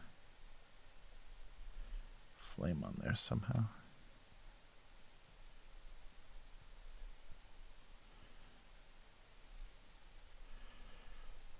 All right.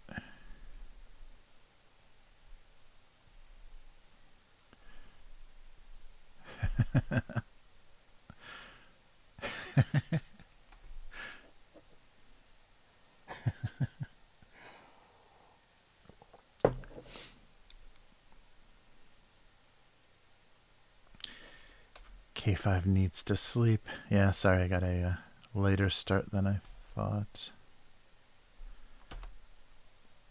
Oh, oh yeah, that doesn't, you can barely see that.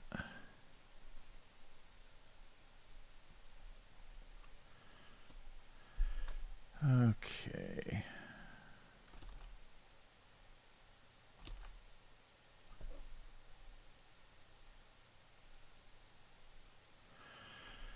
So I need to do a bright flame. So let's try.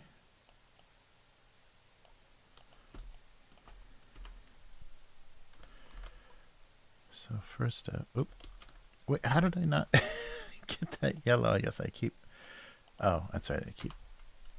So something. I guess it should be more dramatic. Oh yeah, maybe like a more like a blowtorch flame, and something more orange on the outside.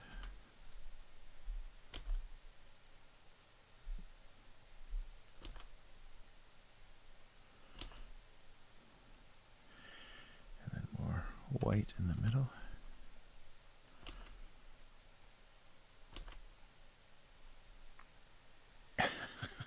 I don't know if that's going to work. And then maybe try a blurry version on top. Give it a little more. Oh, where is it?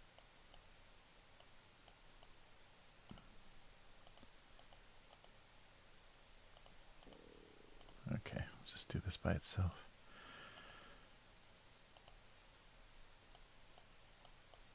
Oh, it's not selected?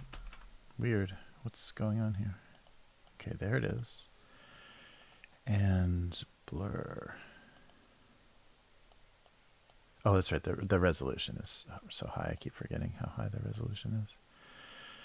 Okay, I put this on top. Yeah, there's something like that. Let's see if there's a way to make it look more rare. Yeah, something like that. Yeah, that makes it look different from the the other coloring. And then maybe some weird highlights. Oh.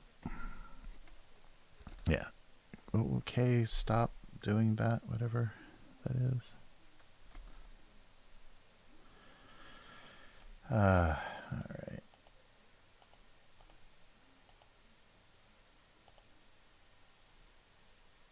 Okay.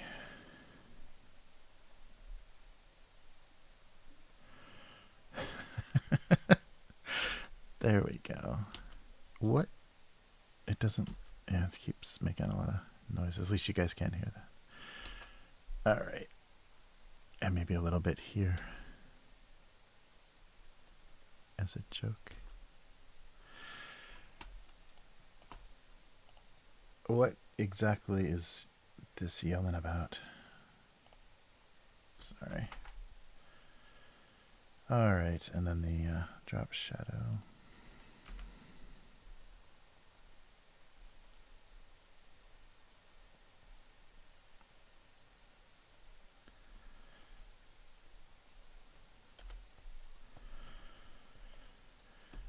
Okay, yeah, I think that works. Thank you, K5, for the inspiration there. The fire.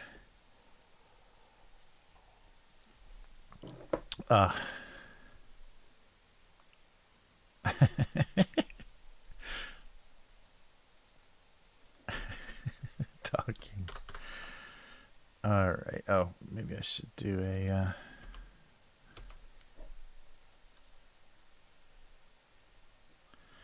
There we go.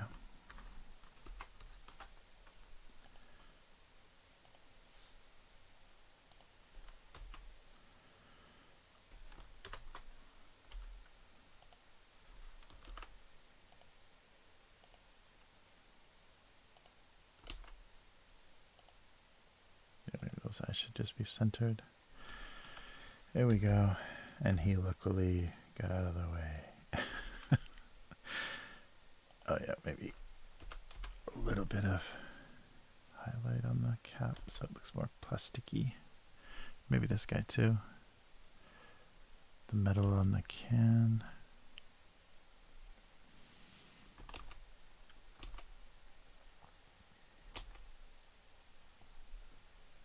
Oh yeah, you can't see that at all.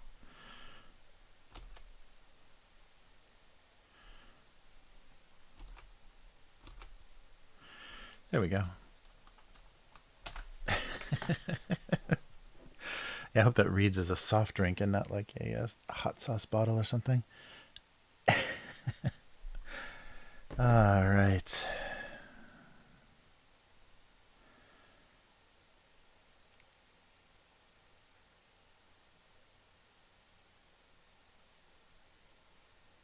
All right.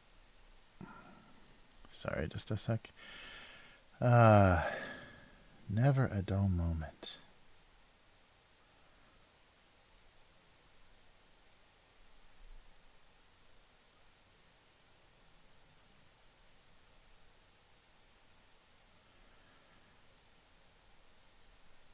All right.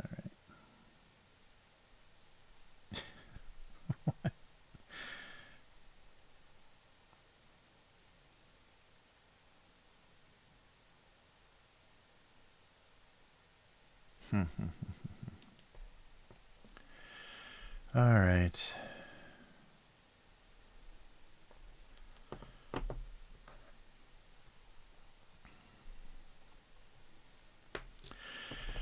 Okay. So, yeah, we should be all set.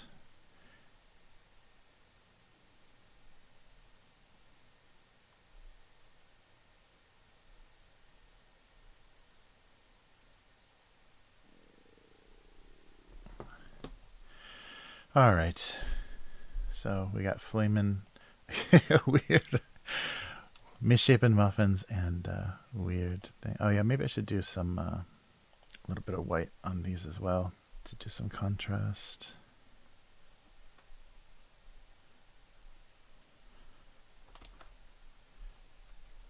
Especially on the red, that'll look better.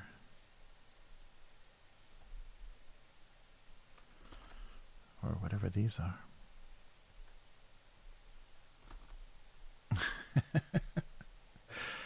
So, yeah, that's too bright.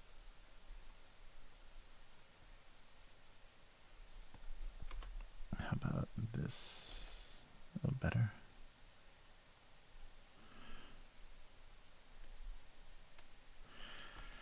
All right.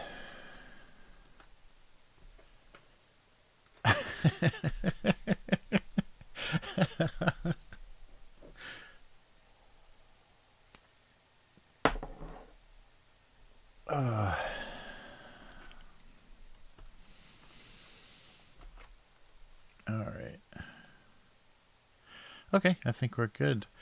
So let's take a look. I guess we've got 2 weeks now of comments. Oh, actually, maybe today didn't go up quite yet. Maybe. So let's take a look at comments real quick from previous days. Limited time only. Flaming Hot Mountain Dew. All right, there we go. Mic on screen. I have to look over here. Oh, that screws things up. I used to look the direction I was looking. It looked like I was actually. Let's move me around then. How about if I go here? And then, no, wait. Yeah, there. Okay. Then it looks like I'm looking at the cartoon. Whatever. It's never gonna look good. All right. Okay, there we go. So then I'm looking here. Sure. It's all screwed up. Okay, so this is today, and we'll refresh it real quick, just in case. Nothing yet. So we'll do that next week. So previously, so you guys, oh yeah, you guys missed these. So these were just kind of some quick ideas, kind of classic tropes. I actually think I've done this same joke already. I got to get out of the way of the cartoon. I think I've done this already, but for May 5th, last Thursday, non-dairy left a daunting number of other possibilities. So it's not dairy, but what is it? Could be anything. All right, so let's see what. Good point. If it's not dairy, then what is it? Oh, good. Yeah, they got the joke. Convenient. Nice. Not something I want to consume. Nice. Distortion. All right. Yeah. So the joke. Yeah, I guess that was in. I think I've done that before. That seems familiar. But whenever I think about that, whenever I think that I've done something before, so it turns out I haven't. Oh, and this I think I did on stream, right? So his handle in that position always made him look sad. He must be happy to see me. His handle is up. Mustache, chin strap, and these two ate the coffee cups from the previous comic. What?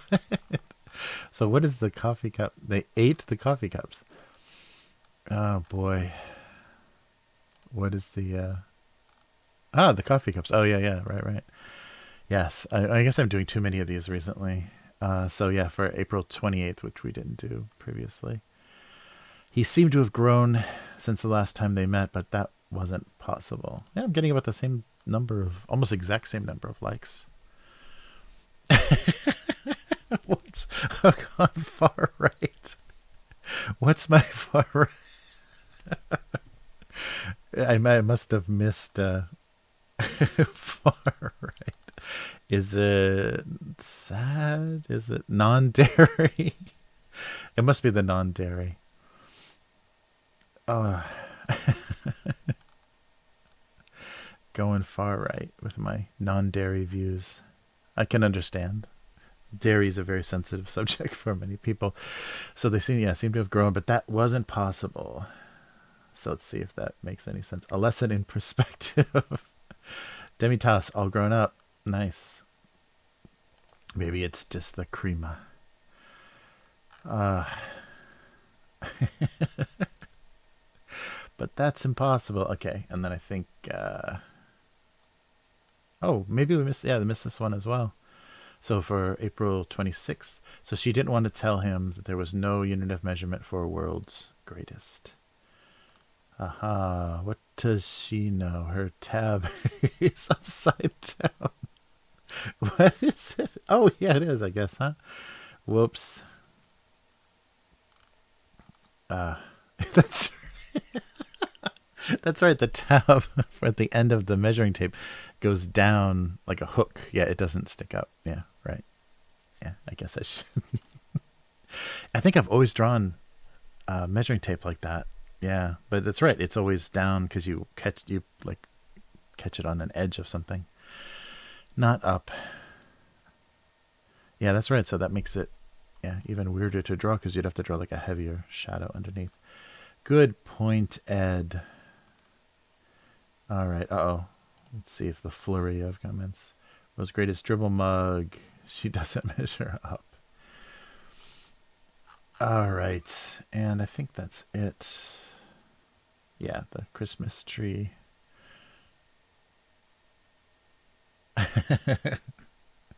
Nice. Ooh, beef flavored sausages. Yikes. Let's do some random ones. Oh, a dad joke. Oh no. Yeah, unfortunately I've been a parent too long to avoid dad jokes. All right. So the paper towel began to resent their squeaky clean image. 2006. Yeah, so actually 2004, the original one. So yeah, we've already seen this one. That's funny. Random is not, or I guess we've just done this enough that random can't be random enough. Oh, there we go. So when we haven't seen, they would always have their sweet memories of the sorting facility. Yeah, I think I've made sorting facility. So 2015, yeah, it wasn't streaming yet, but this is definitely digital. Should I make this a little smaller? Yeah, there we go. A romantic rendezvous at the sorting facility.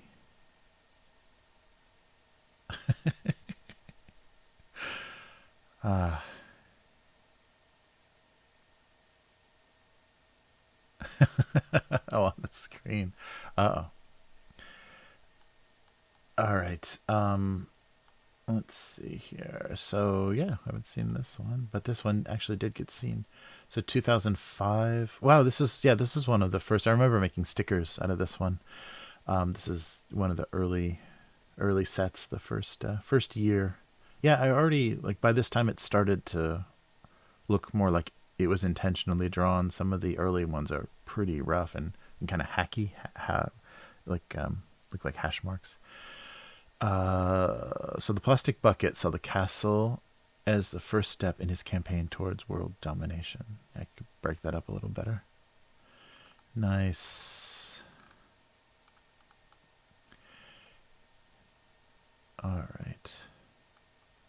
Oh yeah, another unseen one from 2007. Everyone just waited for the sour cream gun to go off. That's right. That was the. I was so amazed that if you look at Taco Bell, if you look back at that little weird like metal, that weird corrugated bench where they assemble tacos and stuff, the sour cream is just literally in a caulking gun. It's pretty.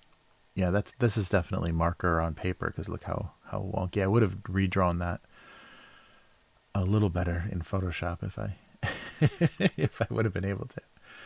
All right. Help me. He knew the correct time but preferred a more urgent message. Nice. 2010. I don't think the smashing ever stops. What? One more. How many snooze button smashes will it take? Nice. Help me. I had a digital font, so I thought I would use it. Oh yeah. Oh, thanks, Yum. Yeah, yeah. that was definitely what inspired me to keep going. Is that they looked a little goofy and it was kind of a like that's putting those restrictions on yourself is a good way to try to be as creative as possible. So I just would draw something just once through and not let my any perfectionist kind of tendencies or anything try to fix stuff. And yeah. And I think that was charming because this is the stuff that got me syndicated. That early marker stuff is the stuff that is why Go Comics found me. So it worked out okay. It wasn't badly enough drawn that it disturbed anyone. But but those are fun and they exist on paper. That's the nice thing too. Is a lot. Oh, jeez. Sorry. A lot of the early stuff, actually has an original version. Everything on the counter remained hopeful while the loaf of bread remained upright. Okay, hopeful and upright. So I guess as long as the bread was upright, everything was going to be okay. Oh wow, 2018. Would this would not have? It's really close to being on stream. Definitely digital, but yeah, really close to being on stream. He expected the umbrella to be far more useful in a downpour. Yeah, I guess the upside down umbrella. And I tried to show that the umbrella is just full of water. I don't know what that is. A little bag of donuts or something. All right. An upside down umbrella. One more. Oh, yeah, there we go. So this is what I was talking about when I first changed over. So yeah, I guess 2013, this kind of gives it away. 2013 was when I made the transition, but this is a drawing, except for the little faces. Everything is drawn just using a shift-click line in Photoshop. So look how straight those lines are and how dead and sterile the cartoon is.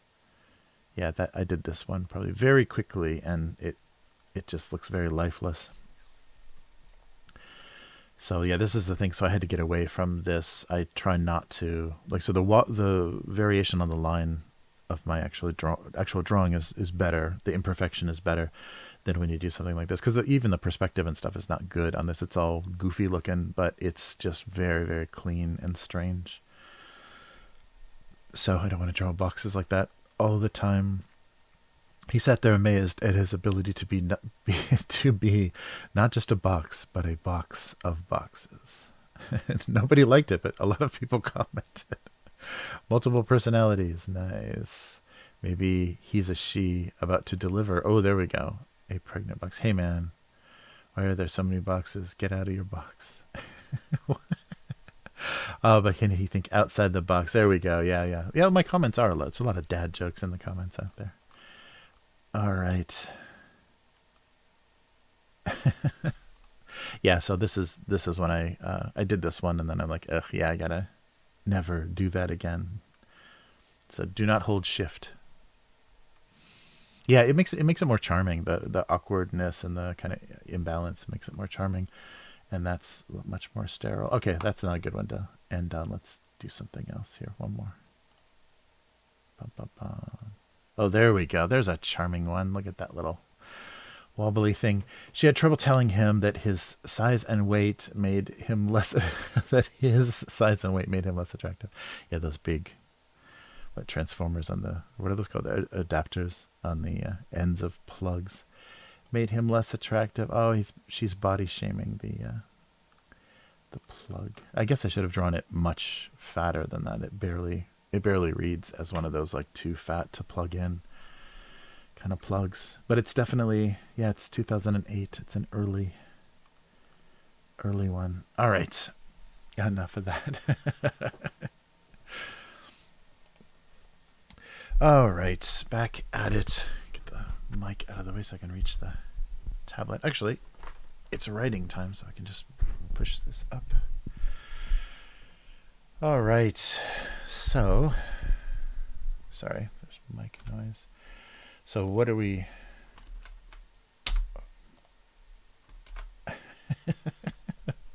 Yeah, I guess we were just talking about the imperfection of drawing, so we can talk about the imperfection of muffins.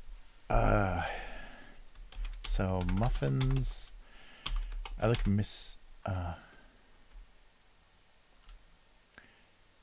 so there was no such thing as a misshapen muffin.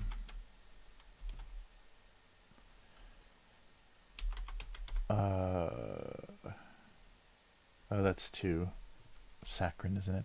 Only sweetness mattered. Only taste mattered. Only what mattered? So I like misshapen muffin is a funny phrase.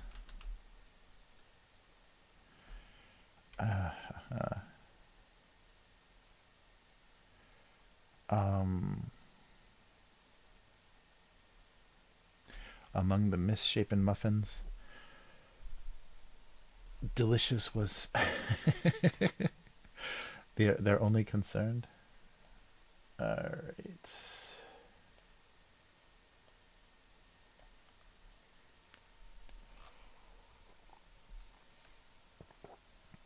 All right. So, oh, I think somebody, yeah, wrote a muffin joke already.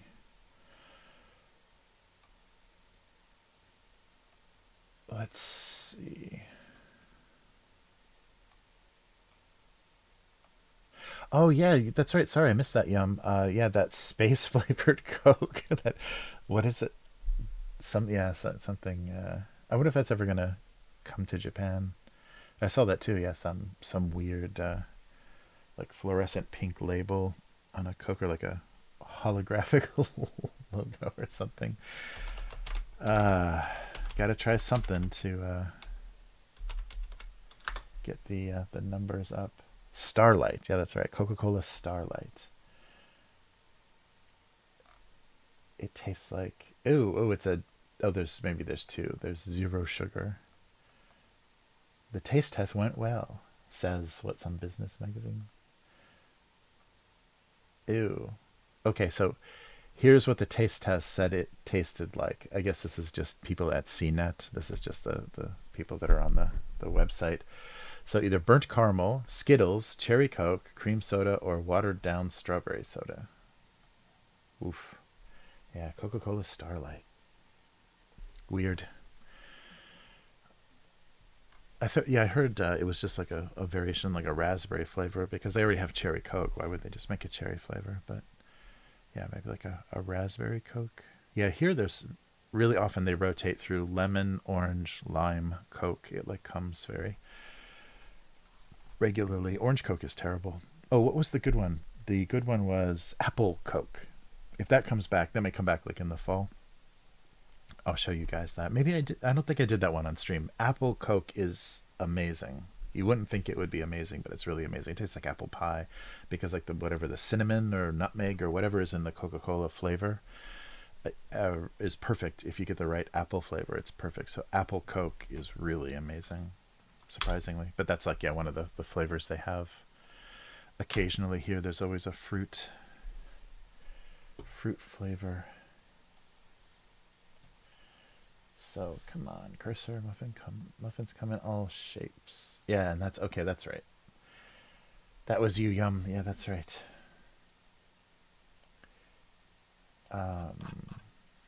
So there were no with a G. There were no misshapen muffins. Only interesting variations.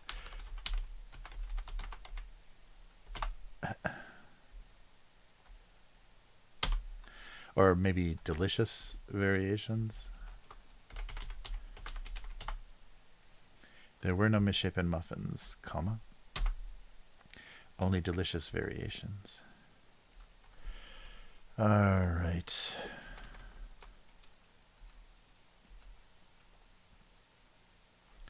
Something like that. Maybe that's too cutesy, too sweet.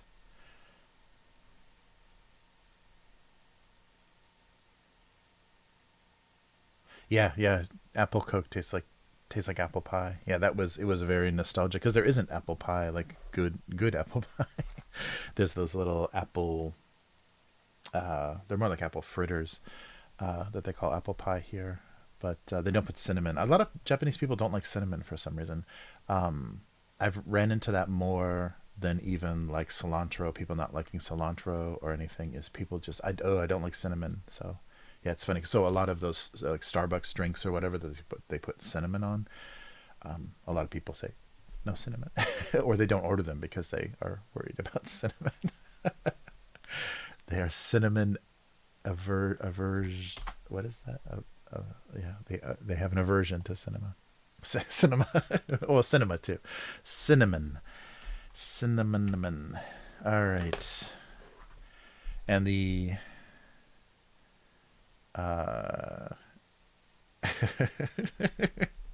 so flamin'. I wonder if there's a trademark after this that I'm violating. Flamin' hot. K5's got to go to bed. Oh, mustard chips. Yes. I'll give you a quick tease, K5. Yeah, look. Yeah. Oh. God damn.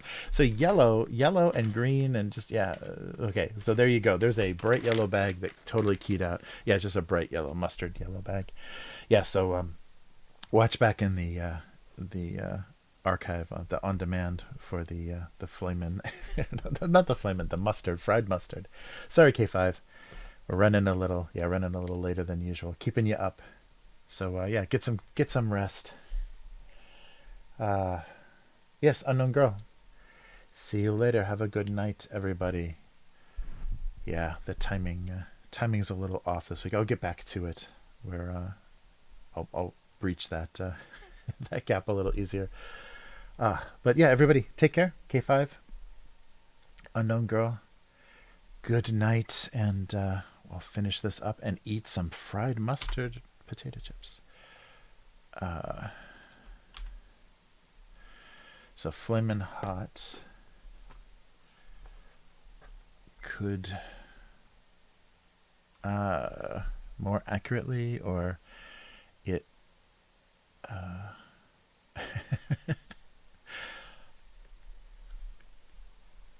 yeah. So literally flaming hot. Yeah, inflammable is not that funny of a word. Oh. But highly inflammable is funnier. I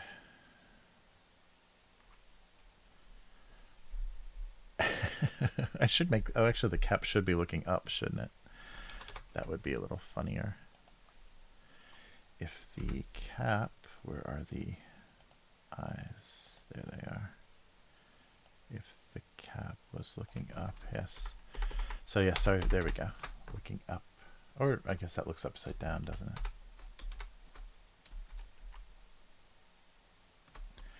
All right, both work. Hey, Yum is hanging in there. Just waiting for the dad jokes. All right. Yeah, it's a. Oh, there we go. Yeah, it's a real trick. I gotta find the good timing. I guess I should start. So noon is too early, but maybe like 1 or 2 is probably the best, like that sweet spot, because then I can get a lot of North America after dinner time, and then Europe. And I guess Europe is tricky though, because yeah, Europe it'll be early morning because it's mostly like 7 hours, 7, 8 hours difference. So yeah, it's super early morning. It's hard. Yeah, that was tricky about the interview. Doing the interview with Sweden, it seems like, oh, it's a little bit closer. Maybe that'll work. But it was, yeah, 11 p.m. and 6 a.m. Timing, because it was 7 hours difference. So pretty tricky to make that comfortable, because I was definitely not on my game at 6 a.m. All right. So Flamin' Hot.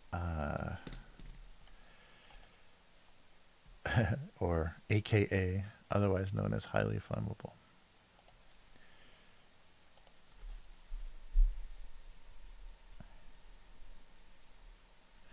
Sounded better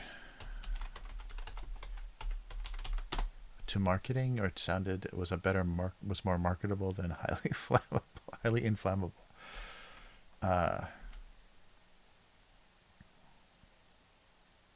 yeah, that's funny. I guess if I tipped the can, like there's not a good way to make the eyes look like they're looking up. It just looks like they're at a different location. But yeah, if I tip the object, then it can actually look like something is looking up. So both of them could have been slightly tipped up. I might be breaking a rule though, if I like a rule for the strip, because that means, can they move then? Yeah, but I think that would be the only way to show them looking effectively, looking up or down, is a tilted angle. So Flamin' Hot, otherwise known as highly inflammable.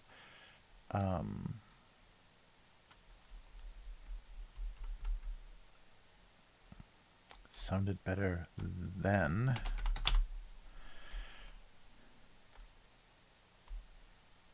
highly inflammable.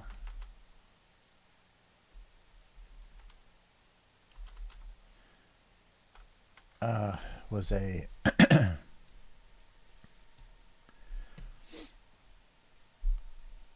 yeah, right. A dragon drink.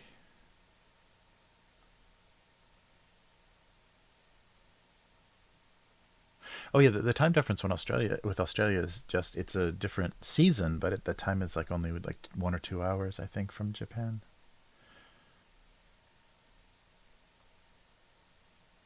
Oh yeah, oh that's true. Yeah, that would have been funny too. Yeah, if both of the things would have been kind of been like shaken off the table. Surprisedly, yeah, that would have, that could work. Okay, well let me just try something like that,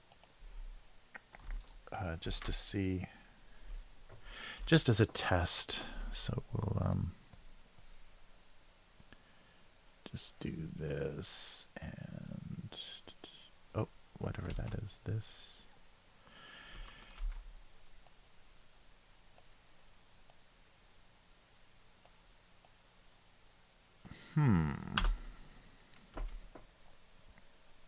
Oh wait, I want to be here.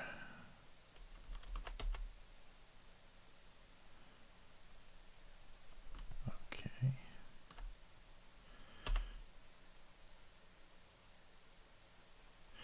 Yeah, I don't know. It's a little bit more dynamic, but I don't know if it's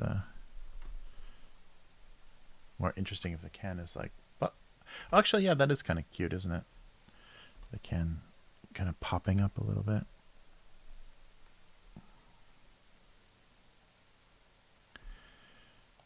I can redraw the shadow then.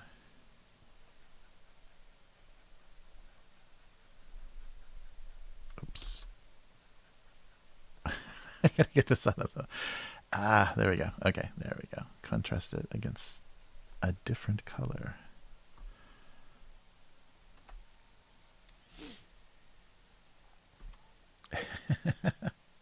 Yeah, the pop of the flame.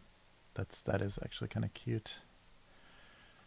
So what should I do here? So just everything here, I can just do this. Bum, bum.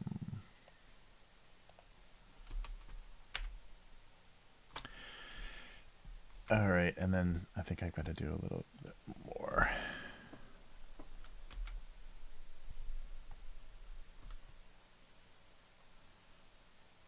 Oh, that's right. Yeah. So wait, all of that. Oh, I guess. So the bottom is totally clean. So I can just redraw the shadow to match. And actually, I should take all of this out.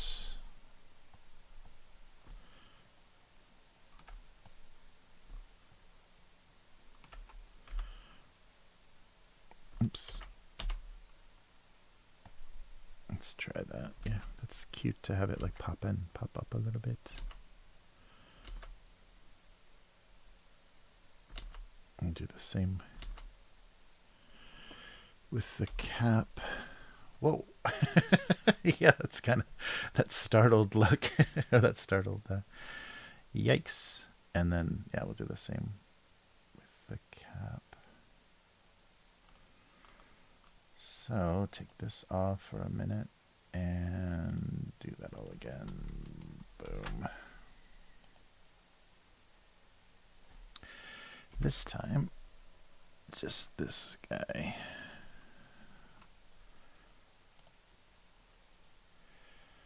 All right, and then we'll clean them up here. Yeah, this is a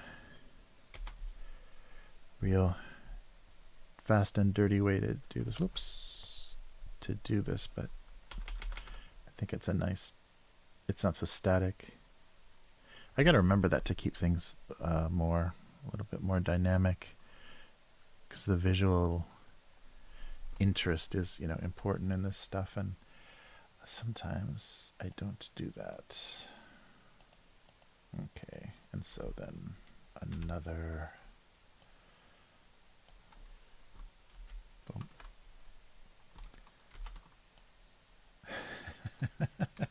So this way, oh yeah, he can be looking up as well.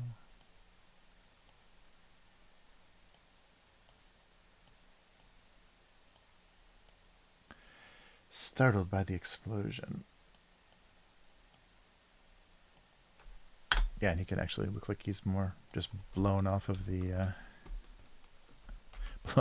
top. All right. There we go.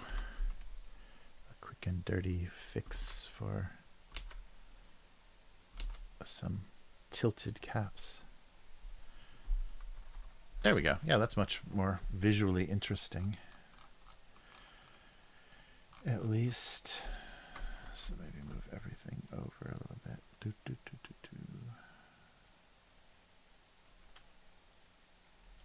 Is that centered? Sure.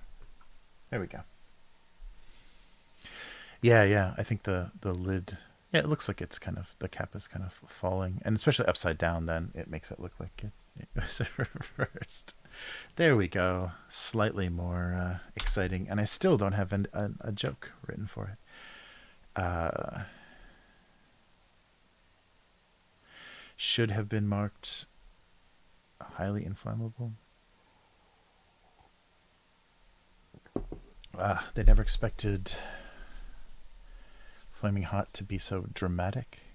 I guess I don't need inflammable. It's not a very funny word.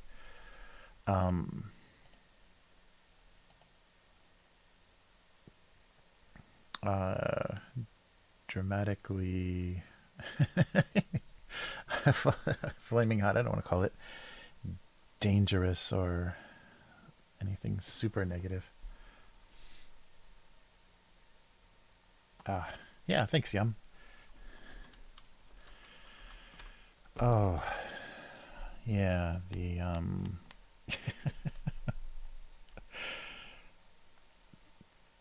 the joke is, so I definitely, it's, yeah, unless I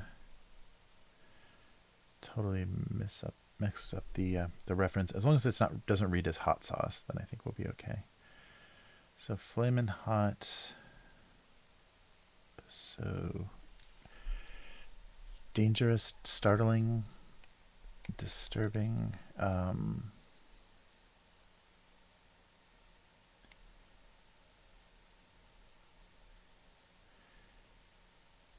So there must be a marketing reason why flaming hot was not called highly inflammable.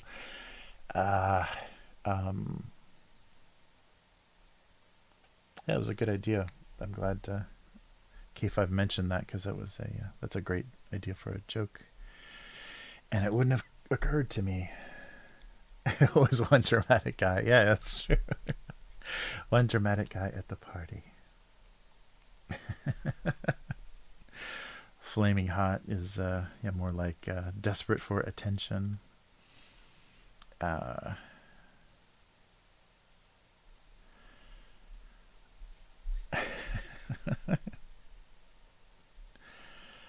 Flaming flavor.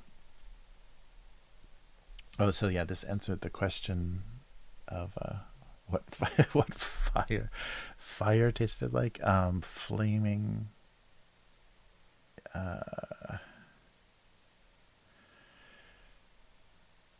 Flaming hot was.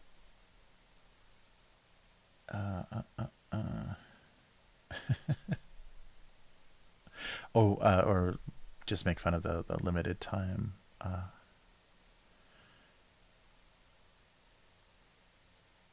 Only available for a limited time. They were happy that it was only around for a limited time.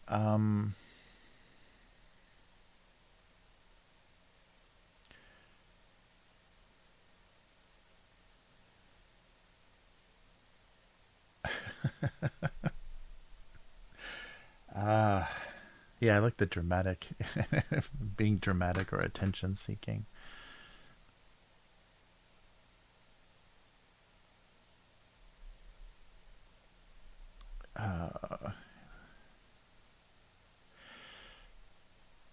Available for a limited time.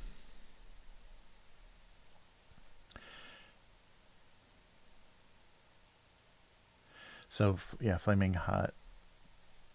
The flaming hot flavor had to make the most of its limited time. Oh yeah, something like that. Yeah, yeah. Make the most of his limited time.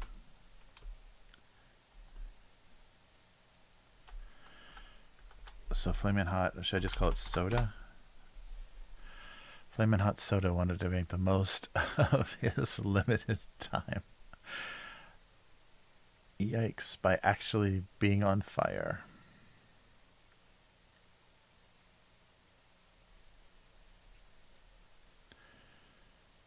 I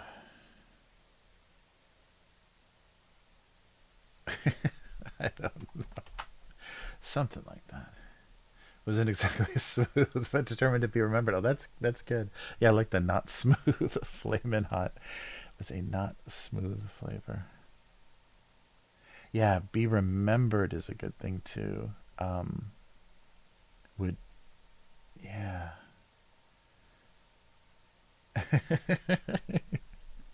Make the most of its limited time. Yeah, I think that's a. Hopefully, then people will figure out what it's trying to do. I'll call it soda, even though half of the country calls it soda, half of the country calls it pop, right? Flaming hot drink, or the flaming hot flavor. We'll just call it soda, and then people will try to pin me as being from the East Coast of the U.S. All right, there was, or actually, I think it's weird. I think it's only the Midwest, like only the middle of the U.S. that calls soda pop. So there was no misshapen. There were muffins. There were no misshapen muffins, only delicious variations. All right, yeah, glad I caught that plural thing. There were no misshapen muffins. So does it like the? Yeah, that is the correct spelling. All right, and Flamin' Hot Soda wanted to make the most of his limited time. Yeah, that and he is startled. Thanks, Yum. Limited time will have to do. All right, so let me just double check. It's not going to like flame in. Did you mean flame in? All right. Good. I think we've got it. All right.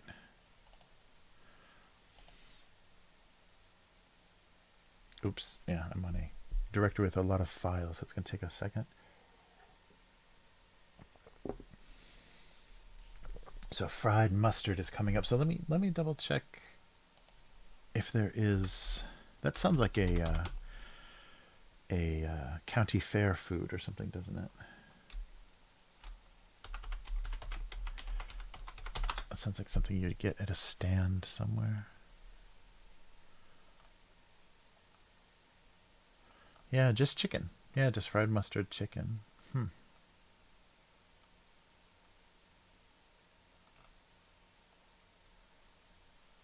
Wow, yeah, so maybe that is just a chicken variation. That's funny.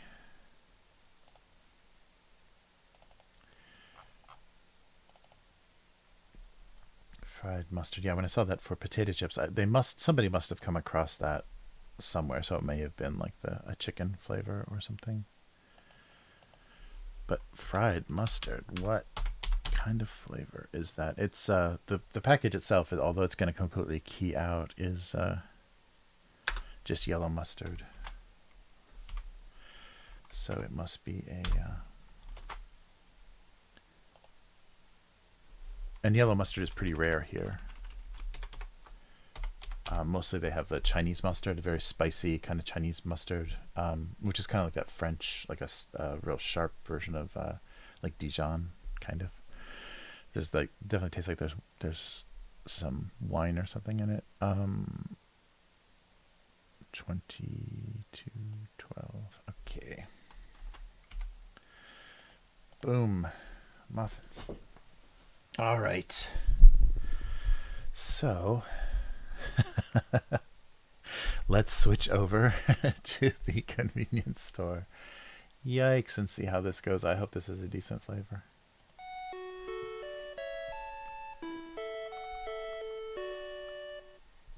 There we are. All right, back at the convenience store with the mysterious room temperature sausages. So, yeah, it keys so bad. Yeah, there's no way. Look at that. So it's weird. I guess I could do my background could be totally yellow. That's funny. Yeah, and there's no way to like toggle the green screen on and off. But anyhow, you can see the artwork, right? Slightly. So there's a mustard bottle, like a Mickey Mouse kind of gloved hand holding a mustard bottle. Let's try this again. All right. So fried mustard potato chips this week. You can kind of see the artwork there. There we go. So kind of a white gloved hand squeezing a yellow mustard bottle. So the mustard is kind of streaming out of the top, and it just says fried mustard potato chips in katakana on the side, and it literally says fried mustard on the bag there. Interesting. So this is Sanshin, the company. Yeah, I don't know if we've had anything by them before. I don't recognize. Probably have, but I don't recognize that name, and they don't have a website on their bag. That's amazing. Just an address. Wow. All right, so let's give it a shot and see why Japan thinks people would like to eat fried mustard potato chips. It's definitely yellow mustard from this package that's all keying out. It's definitely yellow mustard. Oh, yeah, it just smells like mustard. Oh, yeah, it's weird chips, though. It's like Funyuns or something almost. It's not quite Pringles. It's because it's got a lot of little bubbles on it, but it's one of those like kind of reconstituted chips that's like how Funyuns are like not quite Cheetos, but yeah, kind of that weird way. It's potato.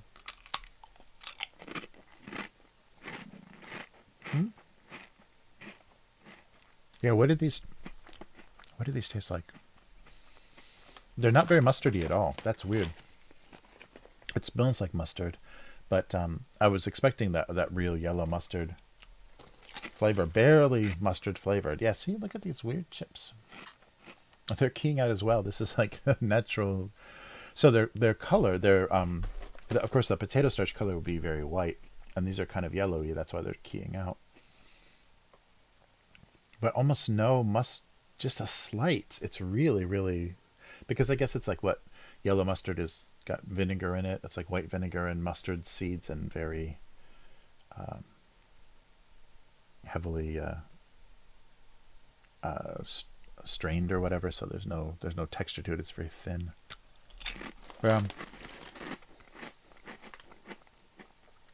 Oh, there we go. Oh, it must be a powder that's very irregularly. There's a mustard flavor, finally. Yeah, I think there must be a powder that's not very evenly spread on the chips. And they're really weird chips. They're not chips. I guess I'll look for the more yellow ones. Finally, I taste the mustard. The chips themselves are almost flavorless. They're just like potato starch. But there we go. Finally, a big mustard. Yeah, so that means very irregularly they were kind of coated with the flavor. That's too bad. There we go. Yeah, I just have to look for the very yellow ones. So they weren't very evenly coated. That's too bad. So I should have known from the lousy artwork on the bag that they weren't going to be the highest quality. But finally, I taste the mustard. I could smell it, but I couldn't taste it. It's just like a yellow mustard powder. So there's a little that, the vinegary flavor and the yellow mustard kind of powder flavor. Yeah, it's okay. It's not very strong at all. So it's fine. It's very edible. You need ketchup potato chips and mustard potato chips, and then what? Sausage flavored potato chips. Yeah, that one was not very. I gotta look for very yellow ones. It wasn't very well coated either. Yeah, you can't see. Oh, there you go. Where it's not keying out, it means there's no mustard on it. So this one it's very unevenly seasoned. That's strange. And I'm shocked it's not actual potato chips. That's very disappointing. I thought it was going to be just like a typical, like, Lay's potato chip with some powder on it, but it's these weird fried, reconstituted. The best description of the texture is like if you've ever had Funyuns.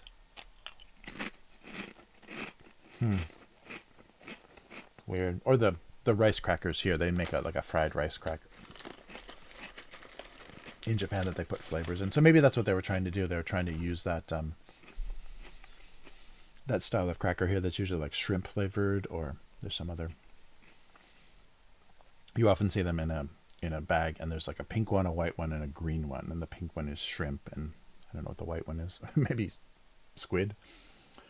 But yeah, these are very mediocre. I guess I should have known. The bag was so silly looking.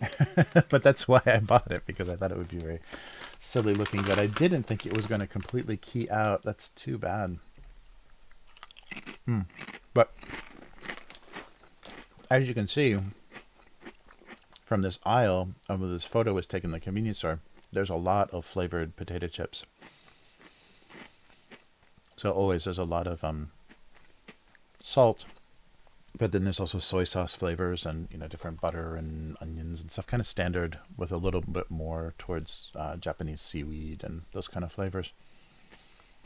But a lot of times you'll find beef flavors and stuff. So these stuck out because they were all silly looking yellow flavors. Yeah, very lightly yellow mustard flavor, and I don't think Japanese people like this flavor very much. So they like the more Asian mustards, the kind of spicier, like sharper ones, because the mustard you get for like some of the Chinese dumplings and stuff is that very sharp, very spicy. So you couldn't eat like a big spoonful of it. It's really really sharp mustard.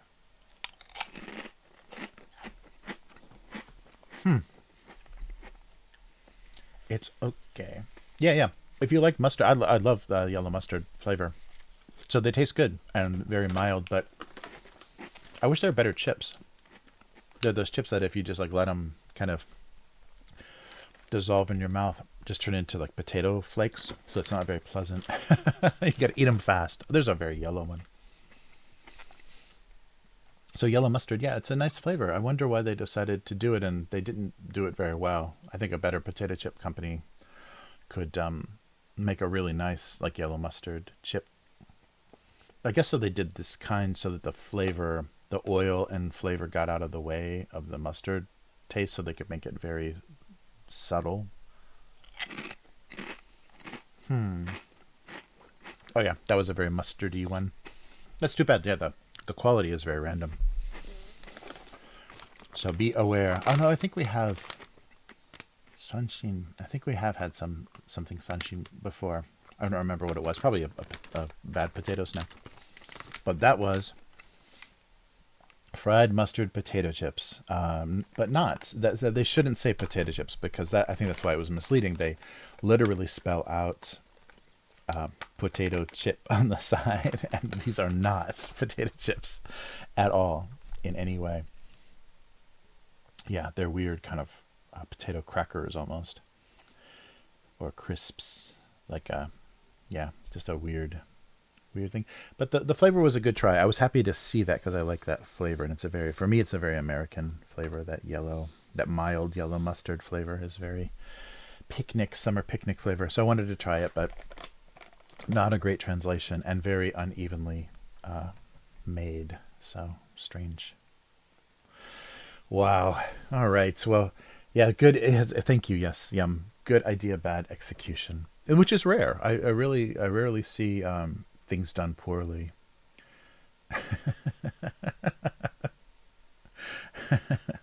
Yeah, right. That's what I was wondering too when I saw fried mustard. I'm like, that sounds familiar. So it sounds like something that you would do, like, how they have fried Oreos and fried Snickers bars and stuff at a county fair or state fair. I was imagining there must be some sort of like, mustard, like you put some kind of like corn dog batter or something, and then put mustard on top of it in a fryer and make some kind of fry. There must have been somebody. You could fry just about anything. But yeah, too bad. Yeah, it's super yellow. It's super bright yellow. I wish I could toggle my green screen so you could actually see it. But yeah, it's a super bright yellow, and it's even got, yeah, you're missing all of this. There's like this bad line illustration, and then there's mustard dripping down on the top of the bag and everything. It's a super yellow bag. So I guess occasionally I should switch to blue screen so I can show some things that are too close to the keying color. Well, visually that didn't work very well. But anyhow, all right. So back to, what are we doing? I think we're good for this week. Well, it's good to be back. I apologize for screwing up my schedule and losing a lot of audience. I'm sure people are like, he's gone. He's dead. Golden Week was too much. But yeah, I'll establish a... yeah, so finishing... anything past 5, I think, is too late for a lot of audience. So I'll try to make sure that I push everything earlier. So try to start about 1, like 1 to 4 maybe. That's a sweet spot. I think okay, so let's kind of try to do that for next week and see if that goes a little bit better as far as people being able to watch the whole stream and yeah, hanging out in chat a little bit more easily. So 1 to 4 should work. Thank you. Yes, great. Thank you, Yum. It's good to be back, and thank you for hanging out. You're always very fun in the chat. I love your ideas are always great, and very funny, very great personality, and very fun. So thank you so much, and yeah, you take care. And I will be back regularly. So yeah, we'll keep doing this Tuesday.